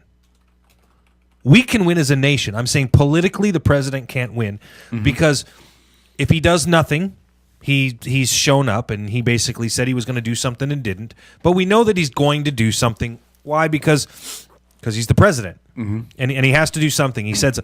But if he lobs in missiles, he'll be attacked by the international media for being a coward and lobbing in missiles and killing innocent children. Not that the gas attacks didn't also do that. If he does something like puts boots on the ground, he's going to lose the war at home here because, another warmongering U.S. president put boots on the ground, send our boys into another war. I feel better about the men in uniform in this country going into war to save the lives of innocent people that are caught in the middle than I do sending them in, and playing nicey kiss in Korea. You know what I mean? Yeah. So I'm sorry, but you can see the war coming like a bad dream. You see it coming like a bad dream. When you're in the dream and you see it unfolding in front of you, and then to some degree you have to actually kind of sit there and as part of your dream help the dream continue forward, even though you know what's going to happen. It's like it's the strangest, conflagration of all these thoughts and ideas going through your mind, and you look at this and you go, yeah, this is going to happen, and then this is going to happen, and then this is going to happen, and then this is going to happen. And again, I'm St. Paul, the voice of reason. I've done this before, and I am quite often frank, not to toot my own horn, but I'm right a lot of the time. Sure. When I talk about this stuff, because I follow it, I look at it deep. I put a lot of thought into things that I am looking at and that I'm concerned with how they're going to unfold. Just like I said about North Korea, nothing was going to happen, just a bunch of saber rattling. Yeah. Can I read you something really quick? This is please go ahead. And Desi has given us stuff that's trending on Twitter. She's feeding us some stuff that she's seen on Twitter. Yeah. Clint Black, you know who Clint Black is, right? I do. Clint Black, killing time, whatever. This is what he actually posted on Twitter tonight about this very topic. There is no good reason to send our children and money to die in Syria. Not one. They would never help us. He's right. Only thing I disagree with him on, there is one reason, but this is me speaking. Sure. There's one reason to send our men into Syria, and that is the children. Yeah. That's when you watch the video of those kids dying, and I'm telling you right now, I went to nuclear, biological, and chemical weapons school. There is no worse way to die. You would rather be eaten and bitten in half by a goddamn great white shark than get gassed by mustard gas or breathe in nerve gas, because I'm here to tell you, it is the worst way to go. And to watch those kids go through that, lie, and to see it right in front of you, sickening. He also posted later, he says, imagine signing up and swearing an oath to defend this nation and the Constitution only to die in a civil war in Syria. Well, again, and he's wrong. It's not even a civil war. Ain't a damn thing civil about it. Well, and this would be my question. Listen, if you're a guy walking on the street and you see a guy 5 times bigger than you just beating the crap out of his own kid, right? Just beating his own kid. Let's say his kid's 5-6 years old. Kid's abusing his kid, beating the crap out of him. You know the guy's bigger than you. You know if you get involved, you're probably going to get your ass kicked. What do? Do you get involved? Or do you walk away because you're afraid you're going to get your ass kicked? Well, that's a mentality question. That's a morality issue. Yeah, but not everybody's going to answer it the same way. I understand that. Yeah, but that's how I equate this. Yeah, it's a morality question. Yeah. Now you take this on a larger thing. You're a nation with the largest military in the world, and you know that there's a large number of children dying in chemical weapons attacks. And so you ask yourself, do you turn away because you're afraid of what's going to happen, or do you get involved because it's the right thing to do? Yeah, I'm sorry, but with that on the line, yeah. Okay, we have secured peace in this world to some degree through strength of arms. We haven't secured. Now, yes, we have secured some peace through money, through diplomacy, but most of that, the weight behind that diplomacy, comes with our strength of arms. And why is that? Because we have an voluntary military that has the best training, the best tactics, and the best equipment in the world, bar none. Now, how do we maintain that strength and control? How do we maintain that position in the world? We cannot be afraid, and I hate to use this phrase, but it's true. We have to throw our weight around when it is appropriate. Now, we should have done, as Bill Clinton said, his greatest failure as a president was not stepping in during the massacre that occurred in Rwanda. Okay? This could very well unfold the same way. And Barack Obama needs to take a lesson from his predecessor and say, not on my watch. But you cannot accomplish that by lobbing in cruise missiles. Would it be a fair idea then? Maybe if I'm Obama, maybe this is what I would suggest. And maybe I'm an idiot. Maybe I'm naive. But maybe I say, listen, I got a carrier over there parked off the coast. So I'm gonna through diplomatic or through a phone call or whatever, I'm gonna tell Assad, look, Assad, here's the deal. As of right now, we're not respecting your airspace. I'm gonna fly missions over Syria nonstop. I got planes. I'm going to fly them over there. You're lucky I'm not bombing the crap out of you now because we believe you've used chemical weapons, because clearly the Obama administration believes that. And here are the rules. The rules are we're going to fly our planes over you nonstop. They're not going to do anything. We're not going to bug you, but we're going to fly. But if you make an aggressive move to us, or if we can verify that you're using chemical weapons again, then our planes are in a position to take action. Sure, I understand that, but what good would it serve? It's. Is it any kind of a deterrent, though? Is it now? It doesn't take care of whatever the two confirmed instances of chemical weapons, regardless of what side it is. But is it maybe a deterrent to the Assad regime? If the Obama administration is correct that that's the one that's doing it, is it enough of a deterrent to Assad to say, look, we got planes flying over you, they're armed, they got bombs, they got missiles, they're ready to go. This is kind of your last warning. If you target us or we can verify you're using chemical weapons again, they're already in position over your country and we'll start taking crap out. Is that a fair resolution to this? Yeah, but it just again it doesn't. Is it enough of a show of force? Yeah, it's not. But you're not solving the problem, and you're not. All you're doing at that point in time is muddling the problem. Here's why: because you've got a war that is occurring in urban areas. So the bad guys are mixed up with the good guys and bad guys are mixed up with the children and the families and the women and the innocents. They're all living in the same houses on the same streets and in the same apartment complexes. The only way you solve this problem is to put boots on the ground and literally round up the people that are responsible. You have to say, hey, you don't want to die? Drop your weapon. So you basically you would say the only way to do this is going to be put boots in the ground and get the civilians out. You're almost taking a Red Cross effort to it, almost a Red Cross theory, right. But with U.S. servicemen basically going in there and saying, "You want to fight? Kill each other." But right now, you die if you don't drop your weapon. If you want to end it, because I guarantee you, everybody that is fighting right now in this little conflict saw how we kicked the out of Iraq. Yeah, they saw how we kicked out of the Taliban in Afghanistan, and irrespective of what our buddy up north there in Russia likes to say, you don't want another mistake like Afghanistan. I hate to break it to you, pal. We didn't fuck up Afghanistan like you did. we didn't pull out in a retreat with our tails between our legs. Well, can I give another example too? By the way, yeah, there's a difference between Afghanistan and Syria. Yes, Afghanistan, people are fighting in the hills. And they're fighting in a territory that they know a lot better than we do, because there's mountains and there's hills and there's caves and there's back alleys and there's stuff that our forces didn't know about.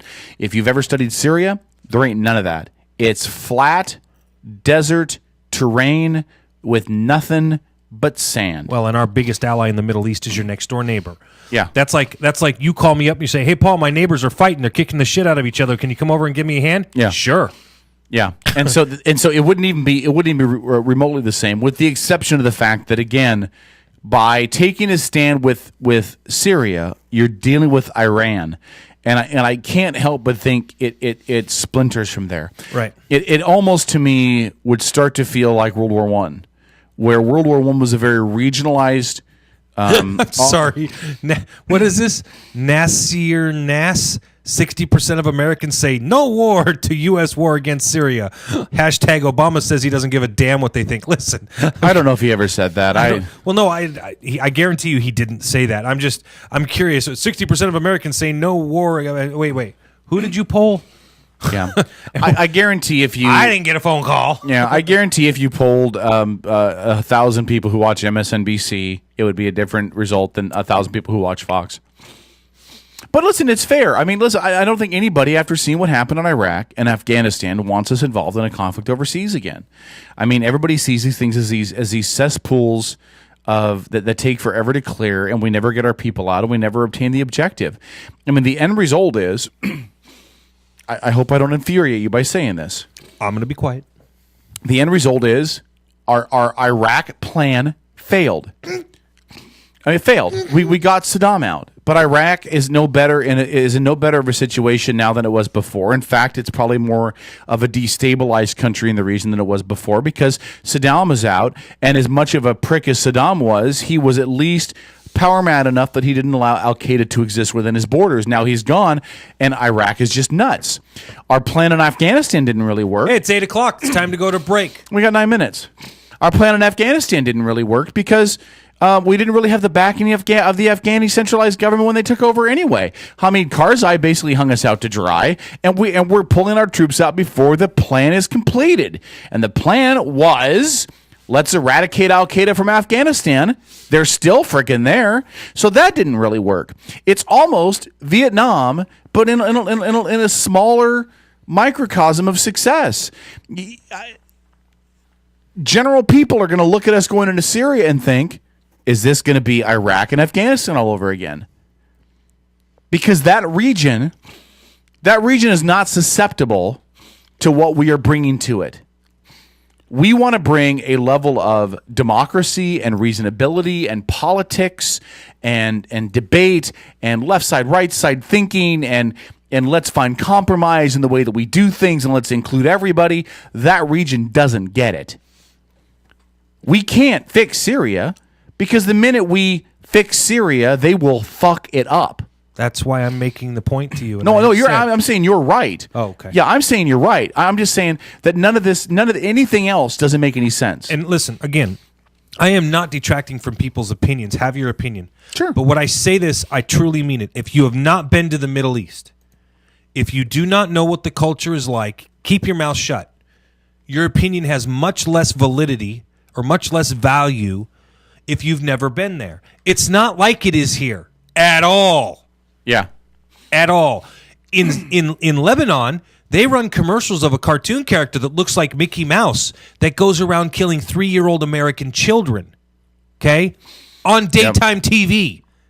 That's comic relief for them. Yeah. Do you see how that's just one little tiny example of the difference in culture there. Okay? A 10-year-old will walk out of a mosque and ask you for your candy bar, and then he will take the candy bar and he'll gladly eat the candy bar. And then if you ask him, still want to kill Americans? Absolutely.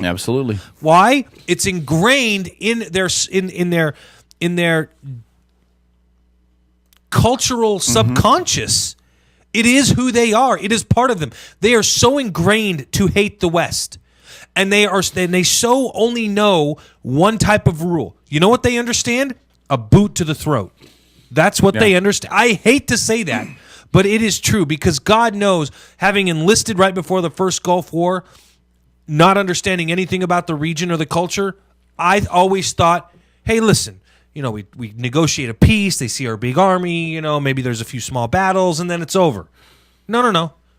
And then when it was done, by the time it was over, all of us in the army said, we're going to be back here. We're gonna have to come back. We didn't finish the job. Saddam's still in power. Yep. We're gonna have to come back someday. Oh, guess what happened? What happened? Yeah. 10 years later, here we are. It pains me to say that the one thing I will be critical of this country on, and God knows the steroid issue is the tip of the iceberg. This country's got a short goddamn memory, man. We forgive way too freaking fast. People in this country need to learn what a blood feud is, not for ourselves, but so that we understand when other people have them against us. Yep. Because these people, this region, and when I say these people, yes, I'm being racist. I'm talking about Middle Eastern Muslims, have a blood feud against us. I'm sorry for those of you who say we just need to understand them better. Tell you what, take a bushel of apples, a few peaches, and a couple of bananas, get on the next plane flight to the Middle East, and go take a walk through downtown Baghdad. With an American flag. I'm just, carry an American flag so they know who you are. There's a reason why American business people don't go there without armed security guards. Yeah. I mean, if you don't get it by now, you're an idiot. That's all I can say. And it's in this exact moment that you should really count how lucky you are. I mean, seriously, that you're here. Because if you were over there, think about how amazingly different your life would be. I mean, holy cow. Can you imagine? Well, I can imagine, but can you imagine being in can you imagine being in Syria? And knowing that the next town over just got sarin gassed? Listen, you know the old saying, one man's terrorist is another man's freedom fighter. Sure. Well, in Syria, your neighbor is a terrorist and your other neighbor is a freedom fighter. I mean, it'd be like in this country if the Democrats just started to take up arms and start killing Republicans. How the hell would you tell them apart? You wouldn't. It's a difference in ideology, for Christ's sake. You can't tell them apart. Think about as a father, though, how terrified you'd be being in Syria right now. I'd be horrified. You know what I'd be doing? Getting the hell out of Syria with my family. That's what I'd be doing. The next town over just got sarin gassed, by the way. They just wiped out. And just to point out, just 3,000 people, easy. And just to bring up the obvious, for those of you who really are ignorant or naive about what's going on over there, the Christians are the ones really stuck in the middle. They're the ones really getting massacred here. Yeah. Because they're refusing to fight for either side, so their villages are getting surrounded and just lambasted. So anyway, it's enough Syria talk, man. I'm gonna get that's okay. We're getting this top of the hour news anyway. I'm gonna get worked up and upset, dude. Those videos literally had me crying the other day, man. And I don't want to try to, tell other people how they should think or what they should feel about it. But if you can watch videos of children literally gasping for air, knowing what's going on within their nervous system, knowing that they're choking on their own blood and their own vomit and they're suffocating in it's too much. It's too much. Does it bother you that really quickly, in less than a minute, does it bother you that the mainstream media is putting this video out there? Because clearly I think this video is designed to push an agenda. No, it does not bother me. No? I'll tell you why. And I believe that you are correct. It is being put out to push an agenda. It's being put out to push the agenda that the White House feels it needs to step in and do something. Mm-hmm. Again, same reason I wasn't against it when they did it after 9/11. And simply put, listen, Americans bury their heads in the sand. 90% of Americans don't give a damn, don't care, don't follow what's going on in Syria. Just whatever. It's another country. Whatever. Really? Well, you should care. Because this stuff could be launched into this country at any given day and time by any number of crazy, whacked out doodle bombs. Mm-hmm. I mean, it could come any way, in any shape, any size, any form, at any time. Which is exactly, by the way, again, why we went into Iraq. Yep. To prevent that stuff from falling into the hands of the people that had just attacked us on 9/11. So, again, we may have to literally go into Syria, and I hate to say this, and you're going to love this. Oh, here it comes. To get the weapons of mass destruction. Yeah. Do you support us going into Syria for weapons of mass destruction? Don Manning, if you're listening, I want to know if you support us going into Syria to get the weapons of mass destruction. I'm waiting. Well, remember there's a delay. Do I support... Tough question now, isn't it? Shoe is on the other foot. Can I tell you, again, I don't support us going in to get weapons of mass destruction. I do support... You should. You see what happened to those kids? Hold on. As I said before, I do support us taking them out. So whether that be with cruise missiles off of destroyers, whether that be airplanes... Well, we've already discussed that won't work. Because you can't find 5-gallon buckets full of sarin nerve gas with satellite photos. Well, again, I think if you know where they're at to send troops with boots on the ground to go find them, unless you're going to go house to house. No, you're going to envelop. What do you mean? You mean you're going to put troops on the ground and you're going to encircle, and you're going to close the net. Yeah. Mm-hmm. You know what my fear with that would be? American casualties? Yes, nerve gas used on American soldiers. Yeah, except here's because I'll tell you right here's now. Why I don't fear that. American soldiers are well protected against nuclear, biological, and chemical weapons. Yeah, we have great chemical gear. I'll tell you right now. I've worn it in a gas chamber. I'll tell you right now. Yeah, go ahead. The first time sarin gas gets used on one of our troops, the first time they send one of our troops home in a body bag, blinding bright white flash of light. No, I don't want nukes. I don't want nukes. You know what I want? I want napalm and I want carpet bombs. Sure. Yeah, I'm not going to advocate nuke. No, but I will advocate carpet bombs. Yeah.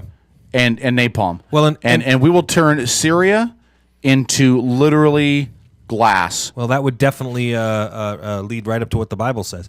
No, I'm fine with that. When Damascus burns. If this is the plan that Jesus has, which is it wasn't Jesus' plan. He's just the backup quarterback. Well, I'm telling you, the first time. You want to see ire out of this country as we're right up against the break. Well, you're right. I'm not sure it traces. You're right. Nothing brings the American people closer together than war, unless you're Cindy Sheehan. And go easy on Cindy, man. She lost her kid. It breaks you, man. It just broke her. I think she was probably a reasonable woman until her kid died. And then she just lost her freaking mind. I think she was probably a wackadoodle before her kid so? died. Yeah, I'd be willing to bet just about anything on that. And all her death of her son did was push her over the edge she was already climbing down. You send an American soldier home in a body bag, and I'll tell you what'll even make it worse. You send a female American soldier home in a body bag from sarin gas, because this country will work bad if it's a man. It'll react even worse if it's a woman. Mm-hmm. It's just the whole taking care of your women thing. That's right. So, that's right. All right. We'll take a break. When we come back, we'll switch gears. I want to talk about, is it Chelsea Manning or is it Bradley Manning? Does anybody know? We'll talk about how ridiculous a story this has turned out to be and why it doesn't matter to me. Bradley C knows. Well, we'll talk about it after the break. Outlaw Radio Network. Back after this.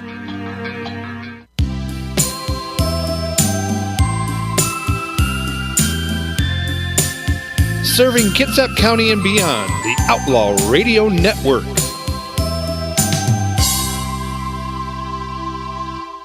From NPR News in Washington, I'm Jim Hawk. The Syrian government says it will allow UN inspectors to examine the Damascus suburb where a chemical attack was allegedly launched last Wednesday. NPR's Rima Marouche reports the team will start its investigation tomorrow. Syria's Minister of Foreign Affairs says the government is prepared to cooperate with the UN inspectors to show what he says are false allegations that Syrian forces used chemical weapons. The area that the inspectors are supposed to visit is under rebel control. Liwa al-Islam, the biggest rebel armed group there, has issued a statement saying it is ready to provide protection for UN inspectors during their visit. Rima Marouche, NPR News, Beirut. Former Secretary of State and retired four-star General Colin Powell says the situation in Syria requires a cautious approach. Powell told CBS's Face the Nation that both sides in the civil conflict are suspect. I have no affection for Mr. Assad. I've dealt with him. I know him. And he is a pathological liar with respect to my interaction with him. But at the same time, I am less sure of the resistance. Powell added that ultimately the parties involved in Syria's internal struggles have to sort it out amongst themselves. In a Chinese courtroom, testimony has concluded in the case against a once rising political star, Bo Xilai. He's charged with corruption and abuse of power in covering up for his wife, who's accused of murdering a British businessman. Closing arguments are Monday. The BBC's John Sudworth reports from the court. The trial isn't yet over. It will resume again for at least one more day, but the main body of evidence has now been heard. Many observers expecting a short-lived farce have been surprised that it's run on for this long and that a large quantity of evidence, however incomplete and redacted, has been released on the Communist Party-controlled court website. Once again, Bo Xilai has been defending himself robustly. He said the testimony of his police chief, who accused him of covering up the murder of the British businessman Neil Hayward, was full of lies. The BBC's John Sudworth. The wildfire raging on the northern border of Yosemite National Park is slowing its advance toward mountain communities as firefighters scramble to bulldoze fire breaks. Bjorn Fredrickson with the U.S. Forest Service says Sunday's fire advance paled in comparison to previous days. In the last 24 hours, the fire has grown to approximately 134,000 acres. That's an increase of about 9,000 acres, and that compares to several days ago we had a growth of nearly 50,000 acres. So it's slowing down a bit. The Rim wildfire is only about 7% contained, and ash from the blaze has been falling into a reservoir serving over 2.5 million people in the San Francisco Bay Area. Water quality remains acceptable, but utility crews continue to monitor it. You're listening to NPR News in Washington. Commemorative events marking 50 years since Martin Luther King Jr.'s I Have a Dream speech were held in Washington over the weekend, but President Obama speaks on the exact anniversary this Wednesday. The nation's first black president will deliver a speech at the Lincoln Memorial from the same place the civil rights icon stood in 1963. Former presidents Bill Clinton and Jimmy Carter are also due to speak. As if the New York City subway wasn't noisy enough, there's likely to be a lot more conversations going on. NPR's Dan Bobkoff reports expanded cell phone service is going to be available. Ever since the birth of the cell phone, the New York subway has been a rare urban refuge from people yakking and texting. No longer. In the next few weeks, Verizon will be installing antennas for both 3G and newer LTE service. 36 subway stations will get reception this year. 40 more will follow next year. Verizon's underground expansion follows AT&T and T-Mobile, which already offer service in the stations. Sprint is expected to join next year. But the service only works on the platforms. You still can't talk on the trains when underground. Dan Bobkoff, NPR News, New York. Amazon's unit that runs web servers for other companies had problems Sunday. Several popular websites that were slow or temporarily unavailable included Instagram and Twitter's Vine video sharing application. Amazon's website says several issues have been resolved, but a few remain. The Butler is the top movie for the second weekend in a row, and We're the Millers remains number 2. The teen fantasy Mortal Instruments City of Bones claims the number 3 spot. The World's End was 4th. I'm Jim Hawk, NPR News in Washington. Support for The Legacy Group in Silverdale is a well-respected independent mortgage banker, absolutely committed to helping Kitsap County families on their path to home ownership. As an employee-owned company, the Legacy Group has a strong stake in your success, and they want to be your lifetime partner in helping you develop a strong real estate portfolio. Call the Legacy Group in Silverdale today at 698-6440 and find out how they can help you get started on the road to home ownership. 698-6440 for the Legacy Group, a lending experience that's a little different and a lot smarter. Located 3520 Kitsap Way in Bremerton, Arnold's Home Furnishing has been serving the Kitsap County community since 1951. For nearly 60 years, Arnold's has been here taking care of its customers with excellent customer service and quality merchandise you'll find nowhere else. And visit arnoldshomefurnishing.com to view all the merchandise available and see their current promotions. Arnold's Home Furnishing, to fit every lifestyle and budget. As Kitsap County's largest maintenance provider, Team Innovative in Paulsbo provides commercial and residential maintenance to hundreds of millions of dollars of local real estate. With services including parking lot maintenance and street cleaning to landscape and design, Team Innovative is committed to using a green approach and following a strong environmental conscience. Team Innovative Services, 697-6858, or visit them online at getinnovative.net. Team Innovative Services, get serious, get innovative. The Kitsap Humane Society is an independent nonprofit committed to providing positive, life-changing solutions to people and companion animals. Our vision is that every adoptable animal has a home. In 2010, we rehomed 4,111 pets. For more information on our programs, services, and animals available for adoption, visit us on the web at kitsap-humane.org. Kitsap Humane Society. Rescue, rehabilitate, rehome. Did you know volunteering with the Bremerton Central Lions Club can be fun? Community services for everyone.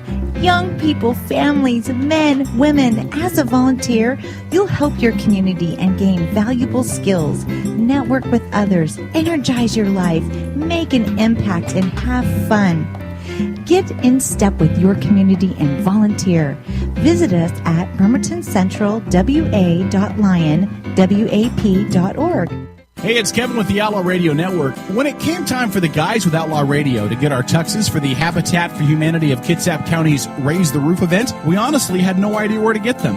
Then we found Judy at Judy's Sewing in East Bremerton. As evidenced by the name, Judy's Sewing does tailoring, alterations, and repair. She also does tuxedo rentals starting at $69, bridal party dresses for $69, and bride's dresses starting at only $189. Plus, we also learned that at Judy's Sewing, not only does she offer military members prices that are lower than they're going to find at the Navy Exchange, she also prioritizes their orders. That means if you're in the military, your needs move right to the front of the line. It's a special touch of service you can only get from a locally based business like Judy's Sewing. Judy's Sewing at the corner of Fairgrounds Road in Central Valley in East Bremerton, right near Handy Andy's. Or call Judy at 360-662-1212. 662-1212. Judy's Sewing, a local business that's proud to support her community. Getting married, entertaining clients, or maybe you're just having a bash with your friends. No matter the occasion, make sure you plug into the tunes with E&M Entertainment. There are tons of DJs out there, but how many of them want to get to know you beforehand so they can play your soundtrack at your event at your kind of price? It's more than just a great selection. E&M plays your great selection, and that makes all the difference. So call 425-971-8078. That's 425-971-8078 for E&M Entertainment. As Kitsap County's largest maintenance provider, Team Innovative in Paulsbo provides commercial and residential maintenance to hundreds of millions of dollars of local real estate. With services including parking lot maintenance and street cleaning to landscape and design, Team Innovative is committed to using a green approach and following a strong environmental conscience. Team Innovative Services, 697-6858, or visit them online at getinnovative.net. Team Innovative Services, get serious, get innovative. In times of tyranny and injustice, when law oppresses the people, the outlaw takes his place in history. Are you ready? This could be the greatest night of our lives. You're listening to the Outlaw Radio Network. OutlawRadioNetwork.com.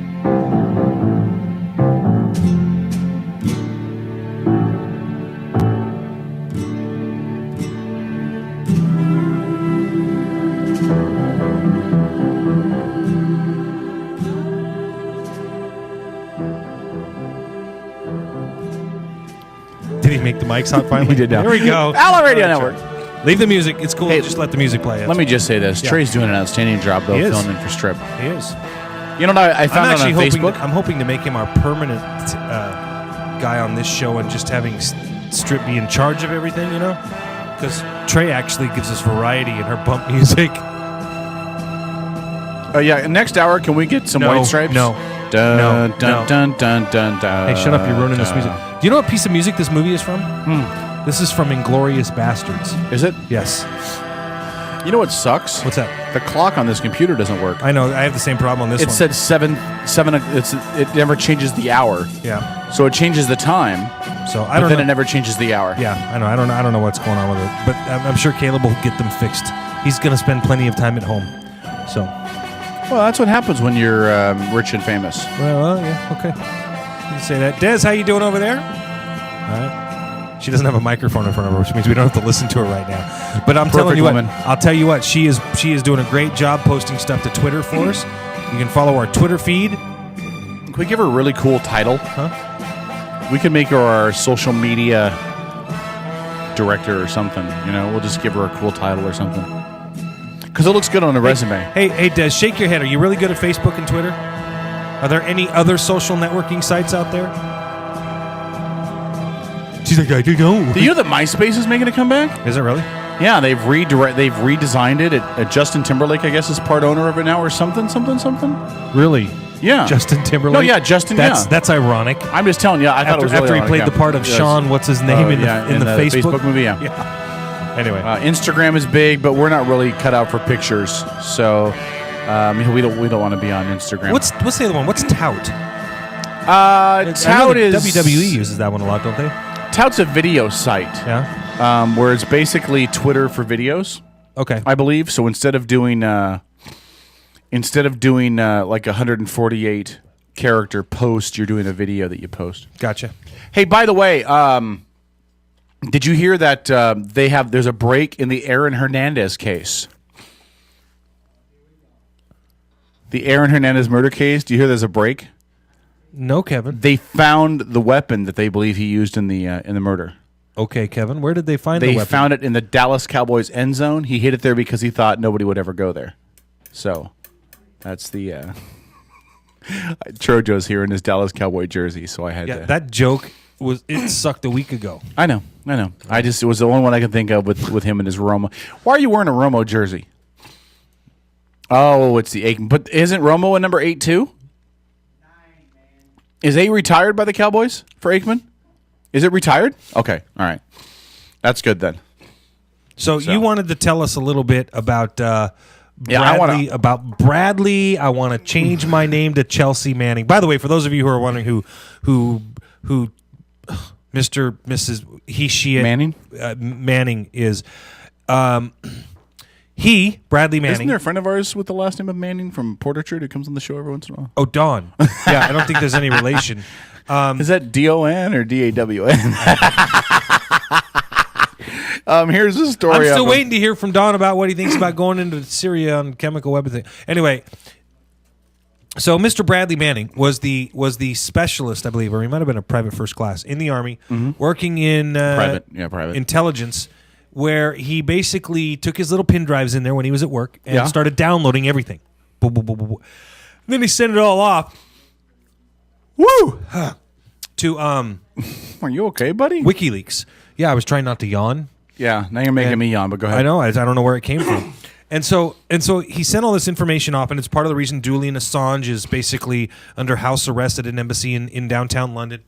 I think it's Uruguay or Paraguay or something. Ecuador or some something. little tiny country's embassy. Anyway, oh my gosh, breaking news. John Bon Jovi has fired Richie Sambora. What? I don't know. That's not breaking news. Come Anyway. on.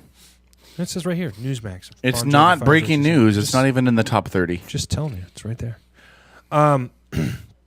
So anyway, so he sent all this stuff out, and he said the reason he did it is because he couldn't get help, mental help and emotional help, because he was transgender confused while he was in the Army. And now he's been convicted of a whole bunch of different crimes against the United States. I don't think he was convicted of treason, but he was convicted of just about everything else. So he got 25 years in a federal prison, and while he's there on the taxpayer dime, he's going to start taking pills, basically, so that he can prepare his body for gender reassignment surgery. Yeah. Something he never would have been able to afford on his own. This is such horse crap. Go ahead, Kevin. Listen, I don't have an issue with the fact that he thinks he's a woman in a man's body. I don't. Whatever, fine. If that's what floats your boat, more power to you. But here's the problem. First of all, this is not a essential medical procedure. Hold on a second. Hey, Trey, you do know that on the screen up here, do you know what it's showing? It's showing you on the computer. Okay, I just wanted to make sure. Yeah, the computer screen, the commercials are up there and everything else. So, just thought you should know that. It's not an essential medical procedure. It is not anything that the U.S. government needs to pay for him. Right. This is not a life-saving need. This isn't cancer treatment. This isn't something for a gallbladder or a kidney stone. This is, I am unhappy with my life. Excuse me. This is, I am unhappy with my life and I want to change. Well, guess what, Home Slice? If you wanted to change, you shouldn't be in federal prison. Life sucks. Buy a helmet. This is stupid. The pills are expensive. The medicine's expensive. And if he actually gets gender reassignment surgery, and we should really bring Trojo in here because he's had that, so he can give us a lot more information about the surgery itself. If he gets the gender reassignment surgery, that's going to be on the government's dime as well, plus the aftercare and the other medication he gets after that and that whole process. He's going to spend more time in medical treatment and outpatient and all than he's actually going to spend in his cell. That's just atrocious. I mean, I'm all for equal rights for gays and lesbians and transgenders and more power to you, whatever. But seriously, where are they supposed to put this guy in jail? Because unless he's a lesbian woman in a man's body, if he's a straight woman in a man's body, putting him in federal lockup with a bunch of other men would be like putting me in Purdy. he's got to be just excited about this because he's going to have a vagina in prison with a bunch of men. Maybe that was his plan all along. That's just outrageous to me. Or he's lying so he can be with a guy that with a penis that's in prison with a bunch of women. I don't know. But none of this should be on the taxpayer dime. That doesn't make any sense. Well, it is what it is. And why are we going broke? Oh, why is the nation going broke? Oh, I don't know. Because we're paying for a guy to get his penis chopped off so he can replace it with a vagina while he's spending time in the federal pen. With women. Stop it! That's insane. He should be on the front line in Syria. All of these assholes that are in federal prison because they screwed off their enlistment and they didn't take their enlistment seriously, and they either deserted or they went AWOL or they screwed over the people that they were serving with. You know what I'm talking about, Paul? The people that get locked up because they run away. You had people that you served with people that ended up getting booted out of the service because they just completely screwed off their obligations. Oh yeah. Send them to the front lines and have them go look for the sarin gas. Good Lord. I'm serious. Have him go look for the sarin gas. I don't want to hear about how this is a violation of his civil rights. Dude signed up for something. He's still bound by the UCMJ. Put an electronic tracking bracelet on him and paratroop him into Syria. Brother. Oh, you need help. No, I don't need help. You need help. This guy's a traitor. He wasn't convicted of I treason. don't care. He's a traitor. Well, that's your opinion. He turned over. Some people think he's a hero. He's a hero. I said some people think he's a hero. Yes, he's not a hero. I'm telling you, some people though think he's a hero. When you turn over classified military documents to a hack job website, you are not a hero. When you turn over classified military documents to your congressman and say this has to stop or I'm going to go to the press, that makes you a hero. And when he doesn't do anything about it, then you turn it over to the press, then you're a hero. When you turn it over to a hack website with no credibility, no fact checking, no double checking, let's just plaster this stuff on the internet. So by he's a traitor. Okay, so is Snowden a hero or a traitor? Who did Snowden turn his stuff over to? The Guardian? Yeah, the Guardian newspaper out of Britain. He's more of a hero than Manning is. At least the Guardian's required to fact check their stuff. They're an actual outlet. Right. Okay, now, I still think he should have gone to his congressman, his senator, his representative, and said, "Here's what I have. Do something about it, or I'm giving this to the press." Mm-hmm. That's what he should have done first. And then when nothing gets done or you don't feel like it's acted on, then you have somebody else that they don't know about who has a copy of everything. So if they throw your ass in jail, then that person turns it over to the press. Mm-hmm. If you're so concerned about your country, then you do it the right way. This was not the right way. Oh, well. WikiLeaks? Nobody even heard of WikiLeaks until Manning showed up. Oh, yeah, no, that's not true. But okay, nobody heard of WikiLeaks until they released the video footage of the helicopter accidentally killing an interpreter, and you don't remember that story? We showed the video on the show. Mm-hmm. But they're not a valid website. They're not valid media. They don't fact check. Okay. They get stuff poured in their lap, and then they just throw it up on the internet. Listen, and then they pray something sticks. Listen, truth is, WikiLeaks again. They're a wiki page, right? Wikipedia. Wicca whatever, Wicca. It's just information that's put out there. Believe it, not believe it, whatever. So, listen. So some of these other stories, I want to get your take on these. Okay, right? then I got one more for you too. What do you want? I said, and then I have one more for you what too. Are you trying to do one up or something? Fine, I'll bring this up first. All right, then. go ahead. Have you heard about this? A Central Kentucky theater owner who trained pilots during the Vietnam War is refusing to show the nation's top movie, The Butler, because Jane Fonda is in it. Well, he doesn't have a right to. Can I ask you a question? Right? Can I ask you a question? Mm-hmm. And for those of you who don't know what I'm talking about because you're stupid and didn't pay attention in school, Jane Fonda openly protested Vietnam the Vietnam War, during Vietnam, including traveling to Hanoi, which was the capital for North Vietnam during the war, and actually partying. She sat in an anti-aircraft weapon, pretending like she was shooting down American planes. Yeah, and partying with the people in the communist North, and basically giving her middle finger to American and she earned South Vietnam Vietnamese. vets. Vietnam vets have what's the word I'm looking for here? Attributed? No, they've fondly get it. Fondly, yeah. Fondly named her Hanoi Jane. Yeah. And listen, my dad, his crowning achievement of being an MP during Vietnam was personally getting to arrest Jane Fonda. I mean, that was his crowning achievement. He absolutely loved that. So what? You have a problem with him doing that? No. I just wanted to get your thought. I'm all for it. If that's how he feels, I mean, it'll cost him money because he won't be showing the film, but he has every right to do that, doesn't he? Is it amazing to you that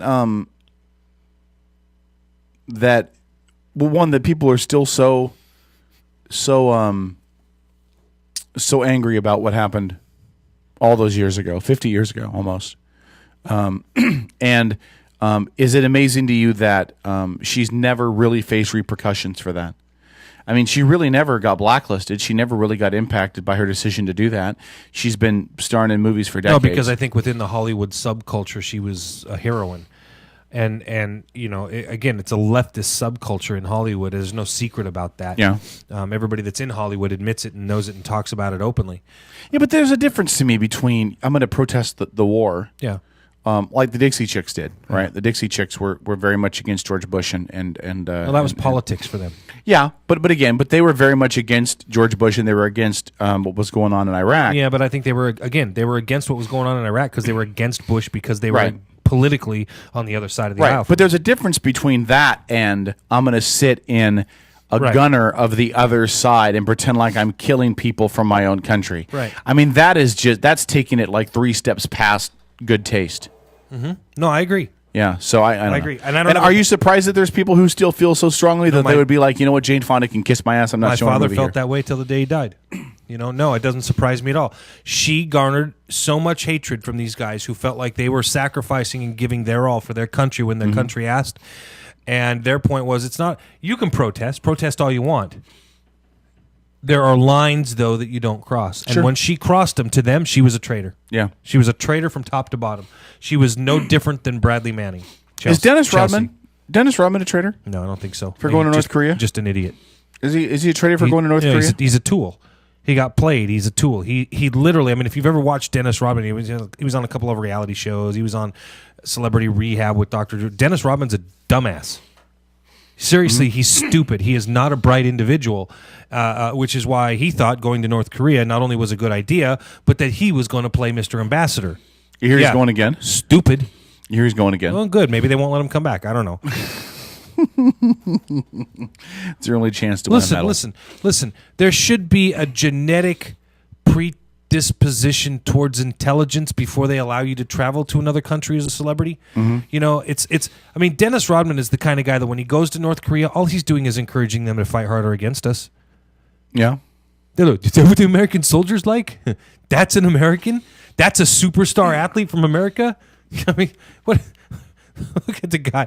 He's walking canvas. I mean, yeah. Anyway, I don't know. And then the last thing before we go to break, then we'll get into yours. We'll spend the last half hour with yours. Is that okay? Fine.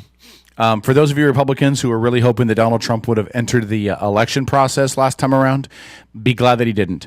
The New York Attorney General's office is accusing Donald Trump in a lawsuit of defrauding students who attended the billionaire mogul's investment institute. Trump University? Yeah. Although a Trump representative said a large majority of the school's alumni were satisfied with their experience. A $40 million civil suit alleges Trump made false claims about the school, including that he was personally involved in selecting instructors and creating the curriculum.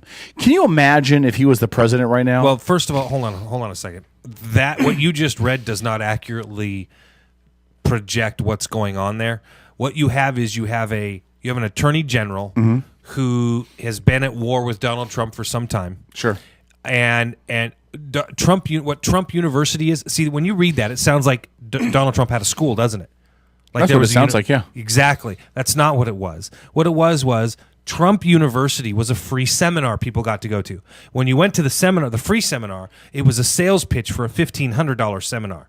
The $1,500 2-day seminar was a pitch for a $35,000 year-long course. Do you see? Yes. Pyramid scheme. Yeah. No. Well, I meant pyramid as far as escalating. First it's free, then it's 50. Yeah. Okay. Right. So what they were doing was, and the $35,000 course, okay, was basically, it wasn't giving you a degree or anything else. It was teaching tools and learning how Donald Trump does business and how he's become a real estate mogul, from bankrupt several times to real estate mogul. Okay, so and listen, here's why. When you think of it in these terms, you have the right as a consumer to buy anything you want. Okay, buyer beware, right? And would I have ever done it? Hell no. No. Anybody I know ever would have done it? Hell no. But this was a very specific marketing base, a very specific group of target audience that they went after, and most people were very happy with it. You have to ask yourself, what are the and you notice nowhere in the story does it say what he's being sued for, does it? Well, let me read this. Let me read what Schneiderman, the New York Attorney General, said. Yeah, go ahead. And then ask you, hold on. While you're reading it, answer the questions, knowing now what you know about the school. Sure. Answer the process. Whatever they wanted to call it. Call it a process. They probably just shouldn't have called it Trump University. If they had called it, Trump mitigation fee, That's right. Trump's escalated hand me more money process, yeah. So, anyway. Schneiderman, the unit. By the way, hold on. At the end, the final level in the end of the thing explains to you, they teach you how to go put on seminars across the country and charge money for them. Perfect. Perfect. Anyway, I just skipped to that because I would love to do that. Go ahead. But he basically said that he had created a bait and switch with his school using his well-known name. Quote, trading on his celebrity status, Mr. Trump personally appeared in advertisements making false promises to convince people to spend tens of thousands of dollars they couldn't afford for lessons they never got. No one, no matter how rich or famous they are, has the right to scam hardworking New Yorkers. Anyone who does that should expect to be accountable. Now, let me just say one thing. To convince people to spend tens of thousands of dollars they couldn't afford is irrelevant to me. If you can't afford it, that's your fault if you try to spend it. Whether or not Donald Trump is selling dinosaurs or ice cubes to Eskimos, if you can't afford it, you shouldn't spend it.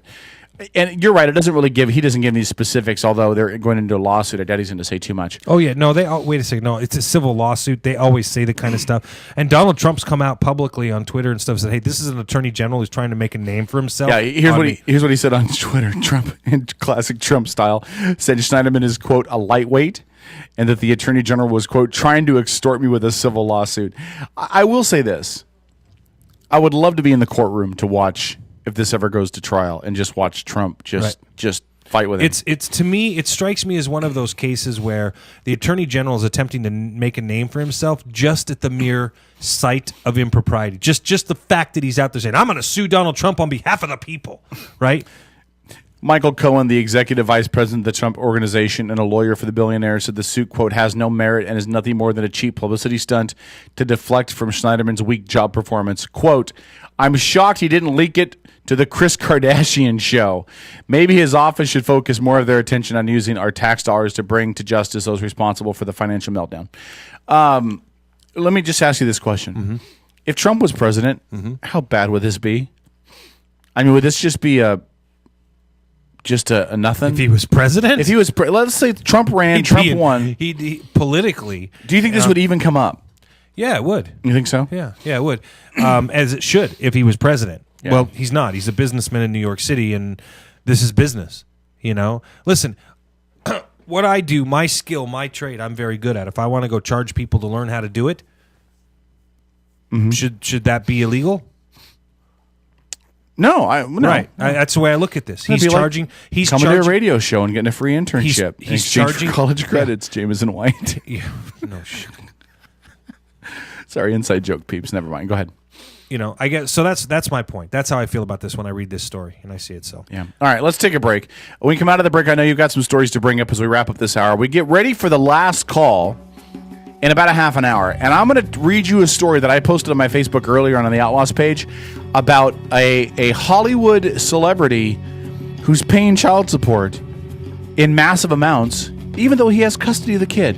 You won't believe this story. We're going to talk about another way in which dads are getting screwed. Stick around. Outlaw Radio Network on EdgeMediaSource.com. Back after this.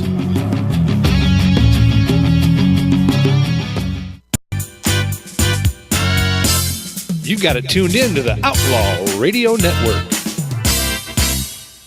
The Legacy Group in Silverdale is a well-respected independent mortgage banker, absolutely committed to helping Kitsap County families on their path to home ownership. As an employee-owned company, the Legacy Group has a strong stake in your success, and they want to be your lifetime partner in helping you develop a strong real estate portfolio. Call the Legacy Group in Silverdale today at 698-6440 and find out how they can help you get started on the road to home ownership. 698-6440 for the Legacy Group, a lending experience that's a little different and a lot smarter. Located 3520 Kitsap Way in Bremerton, Arnold's Home Furnishing has been serving the Kitsap County community since 1951. For nearly 60 years, Arnold's has been here taking care of its customers with excellent customer service and quality merchandise you'll find nowhere else. And visit arnoldshomefurnishing.com to view all the merchandise available and see their current promotions. Arnold's Home Furnishing, to fit every lifestyle and budget. As Kitsap County's largest maintenance provider, Team Innovative in Paulsbo provides commercial and residential maintenance to hundreds of millions of dollars of local real estate. With services including parking lot maintenance and street cleaning to landscape and design, Team Innovative is committed to using a green approach and following a strong environmental conscience. Team Innovative Services, 697-6858, or visit them online at getinnovative.net. Team Innovative Services, get serious, get innovative. The Kitsap Humane Society is an independent nonprofit committed to providing positive, life-changing solutions to people and companion animals. Our vision is that every adoptable animal has a home. In 2010, we rehomed 4,111 pets. For more information on our programs, services, and animals available for adoption, visit us on the web at kitsap-humane.org. Kitsap Humane Society. Rescue, rehabilitate, rehome. Did you know volunteering with the Bremerton Central Lions Club can be fun? Community services for everyone. Young people, families, men, women. As a volunteer, you'll help your community and gain valuable skills. Network with others, energize your life, make an impact, and have fun. Get in step with your community and volunteer. Visit us at bremertoncentralwa.lionwap.org. Hey, it's Kevin with the Outlaw Radio Network. When it came time for the guys with Outlaw Radio to get our tuxes for the Habitat for Humanity of Kitsap County's Raise the Roof event, we honestly had no idea where to get them. Then we found Judy at Judy's Sewing in East Bremerton. As evidenced by the name, Judy's Sewing does tailoring, alterations, and repair. She also does tuxedo rentals starting at $69, bridal party dresses for $69, and bride's dresses starting at only $189. Plus, we also learned that at Judy's Sewing, not only does she offer military members prices that are lower than they're going to find at the Navy Exchange, she also prioritizes their orders. That means if you're in the military, your needs move right to the front of the line. It's a special touch of service you can only get from a locally based business like Judy's Sewing. Judy's Sewing at the corner of Fairgrounds Road in Central Valley in East Bremerton, right near Handy Andy's. Or call Judy at 360-662-1212. 662-1212. Judy's Sewing, a local business that's proud to support her community. Getting married, entertaining clients, or maybe you're just having a bash with your friends. No matter the occasion, make sure you plug into the tunes with E&M Entertainment. There are tons of DJs out there, but how many of them want to get to know you beforehand so they can play your soundtrack at your event at your kind of price? It's more than just a great selection. E&M plays your great selection, and that makes all the difference. So call 425-971-8078. That's 425-971-8078 for E&M Entertainment. As Kitsap County's largest maintenance provider, Team Innovative in Paulsbo provides commercial and residential maintenance to hundreds of millions of dollars of local real estate. With services including parking lot maintenance and street cleaning to landscape and design, Team Innovative is committed to using a green approach and following a strong environmental conscience. Team Innovative Services, 697-6858, or visit them online at getinnovative.net. Team Innovative Services, get serious, get innovative. Greed, deception, abuse of power, that's no plan. I'm the enemy. Because I like to think. I like to read.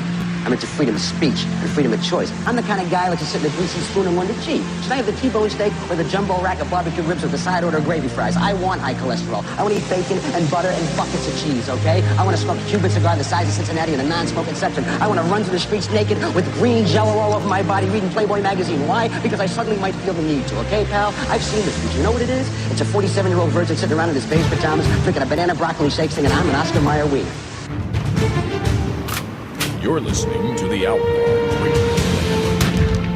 OutlawRadioNetwork.com. All right, it's the Outlaw Radio Network, final segment of the Outlaw Radio Network. You can't tell me you didn't love that. I love that, man. I love Dennis Leary, though. Keep that music going, Trey. It's good. Like that. Want to go throw some rope over a cattle's head and take him home for dinner. You know what piece of music this movie is from? This movie? City Slickers? No. This piece of music is from Thor. Believe it or not. Thor? Thor. Yeah. It sounds like a... Is my mic on? Sounds like a country, like a Western kind of... Really? You get that feel from it? I mean, it's grand. It's epic in its scope. So I see that, it can be like country Western looking over, you know, the kind of a Wyatt Earp, Sure. Yeah, sure. Absolutely. Yeah. I can see that. All right, so you had a couple stories as we welcome Chojo in the studio. What's up, buddy? And How about them Cowboys? So, Seahawks and Cowboys, hold on. I have a question for Cho real quick. Seahawks and Cowboys do play each other this year, right? I think so, but hold on. Can we put a little wager on this? No, they don't. They don't play no, each other actually, this year. they don't play each other this year. No, I wouldn't put a wager on this one. And here's I don't mean the a reason cat why. or a major wager. I just but here's the reason why. Because I mean, I've stood firm on what I've said, and as much as I love the Cowboys, I've stated this the whole season. Dallas will have a good season this year. No, they really will. At least 8-8. They will have a good season. And that is this a year. good season for Dallas. In their division, they should actually win the division. I say it again. You said what? They should win their division. Who's in Dallas's division? The Redskins, Giants, the Eagles. Well, they'll beat the Eagles. Yeah, they'll beat all of the rest of them too. Can you be here early next week? Yeah. Okay, next week in the 9 o'clock hour, let me propose this. Hey, Trey. Oh, yeah. Next week is 1 week out from football Trey? season, so we got to Are you listening, buddy, real quick? We got to pick. Trey, Gotta next do our week, picks next I think week. next week, Trey, and I'd like you to be a part of this as well. I'd ask Desiree, but women don't know sports, so we'll just leave that alone. She admits she doesn't know sports. Thank you. As I put on my Facebook page last week, let's talk about other imaginary things. Women who know sports, women who know politics, unicorns, whatever. Next Sunday on the show, 9 o'clock.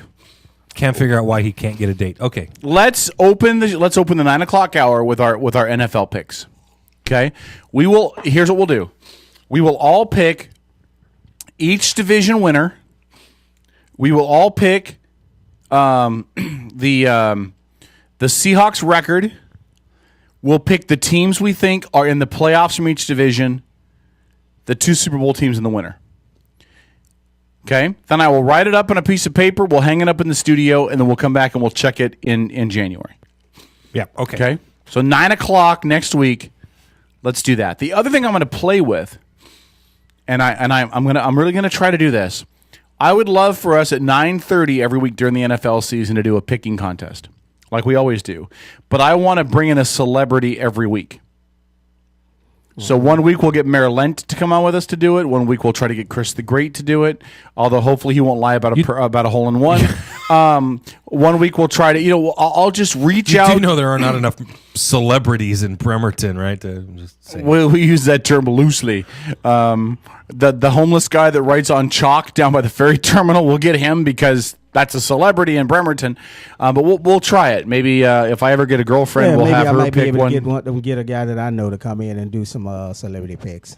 Of course, a lot of people don't remember who the hell Rod Smith is. Every time I say Rod Smith, they're like, who's Rod Smith? Rod Smith, he was a wide receiver for the Denver Broncos. One of the greatest wide receivers ever played the game. Oh, he was not one of the greatest. Stop it. Okay, wait a second. He was a good receiver. He was pretty damn Does he good. live here in town? No, but I know You know him him? very well. Oh, yeah. Can you get him on for next week's show for the 9 o'clock hour? I will try. All right. I will try. I can't If you do that, I guarantee will it. not tell any racist jokes for the entire month of September. Oh, my God. For the rest of the year. For the rest of the year. No, it's Rod Smith. It's not Steve Largent. Wow. Come on. It's Rod Smith. It's not Steve Largent. I will not make any any racially insensitive jokes for the entire month of September if he can get them on. Now, if he can get me a Hall of Famer, which Rod Smith is not yet, then I will do it for an entire year. He will never be a Hall of Famer. He wasn't that good. Okay, maybe. But if you can give me a Hall of Famer, Are you done? You did the same thing to me during the interview with the mayor. If you can give me a Hall of Famer, I will not take any racial. He is a 2-time Super Bowl winner. By the way, I have greatest interviewed, wide receiver in Denver Bronco history. Anyway, yeah. I have interviewed a Hall of Famer. You know, I have interviewed Terry Bradshaw. Yes, you. I have interviewed a Hall of Famer. Yes, you. So there you go. It was not much of an interview. It was very quick. No, it was very quick. He was sick. It was very nice that he even let me talk to him because he was sick as a dog. Mr. Bradshaw, and I'm trying to remember. I feel bad, but I forgot his name. What was the name of the former Mariner manager that I interviewed? What was his name? Lou Piniella? No. It's one of the early years managers. One that wasn't too good. Obviously. No, I'm trying to remember what it. No, he actually managed the Cubs for a while, and I suddenly cannot remember his name. Paul, go ahead. I got to figure out who the hell it is because because I only have two stories here I want to talk Go about ahead, that then. requires a three-way conversation. And go ahead. You're busy typing in what was the name of the manager today from the Mariners that nobody cares about that I interviewed. So I guess it's a good thing I came in then, huh? Yeah, it's okay. It's all good. So listen, here's these stories. So you guys know that this weekend was the anniversary of Martin Luther King's I Have a Dream speech. Yes. And they did this big march again on Washington, D.C. to commemorate it, Yes. which was awesome. I watched part of it actually on MSNBC. It was a great... Jim Lefevre! There we go. That's who I interviewed. Okay, go ahead. Anyway. I couldn't remember his name. Yeah. So there were two interesting quotes that came out of... Are you done? Sorry. Go ahead. Two interesting quotes that came out. Go ahead. First one was from Martin Luther King III, where he said, "Color of skin remains a license to murder." Now, I was actually kind of bothered by that, and he was referring to the Trayvon Martin case. Yeah. Oh, if you're black, it's okay to shoot you. That was the emphasis, right? And I want to point out the ridiculousness of this. And the reason I say this isn't to take away from crime and murders, because they're all brutal and they're all tragic and they are all bad on their own merits. Okay, every one of them. But the statistics specifically show that with regards to violent crimes, it's like where there's two different races that are involved. It's 90% black on white violence. Now, don't get me wrong here, and I'm not making this a racial issue. In fact, I'm trying to take away from it. And then it's 10% white on black violent crime, and this is all coming from the Pew studies that have been done on this stuff. Okay, I get the numbers, but the numbers didn't surprise me. What I don't understand is how, when you have those numbers that are out there, how you go out, and be Martin Luther King III and make that kind of a statement and expect to be taken seriously. You're actually, to me, that kind of a statement is seriously taking away from the serious nature of the I Have a Dream speech in the first place. A speech where a man goes out there and says, I have a dream that one day men will be judged by the content of the character, not the color of their skin. And then you go out on the anniversary and you make a statement like that, which is not supported by the facts at all.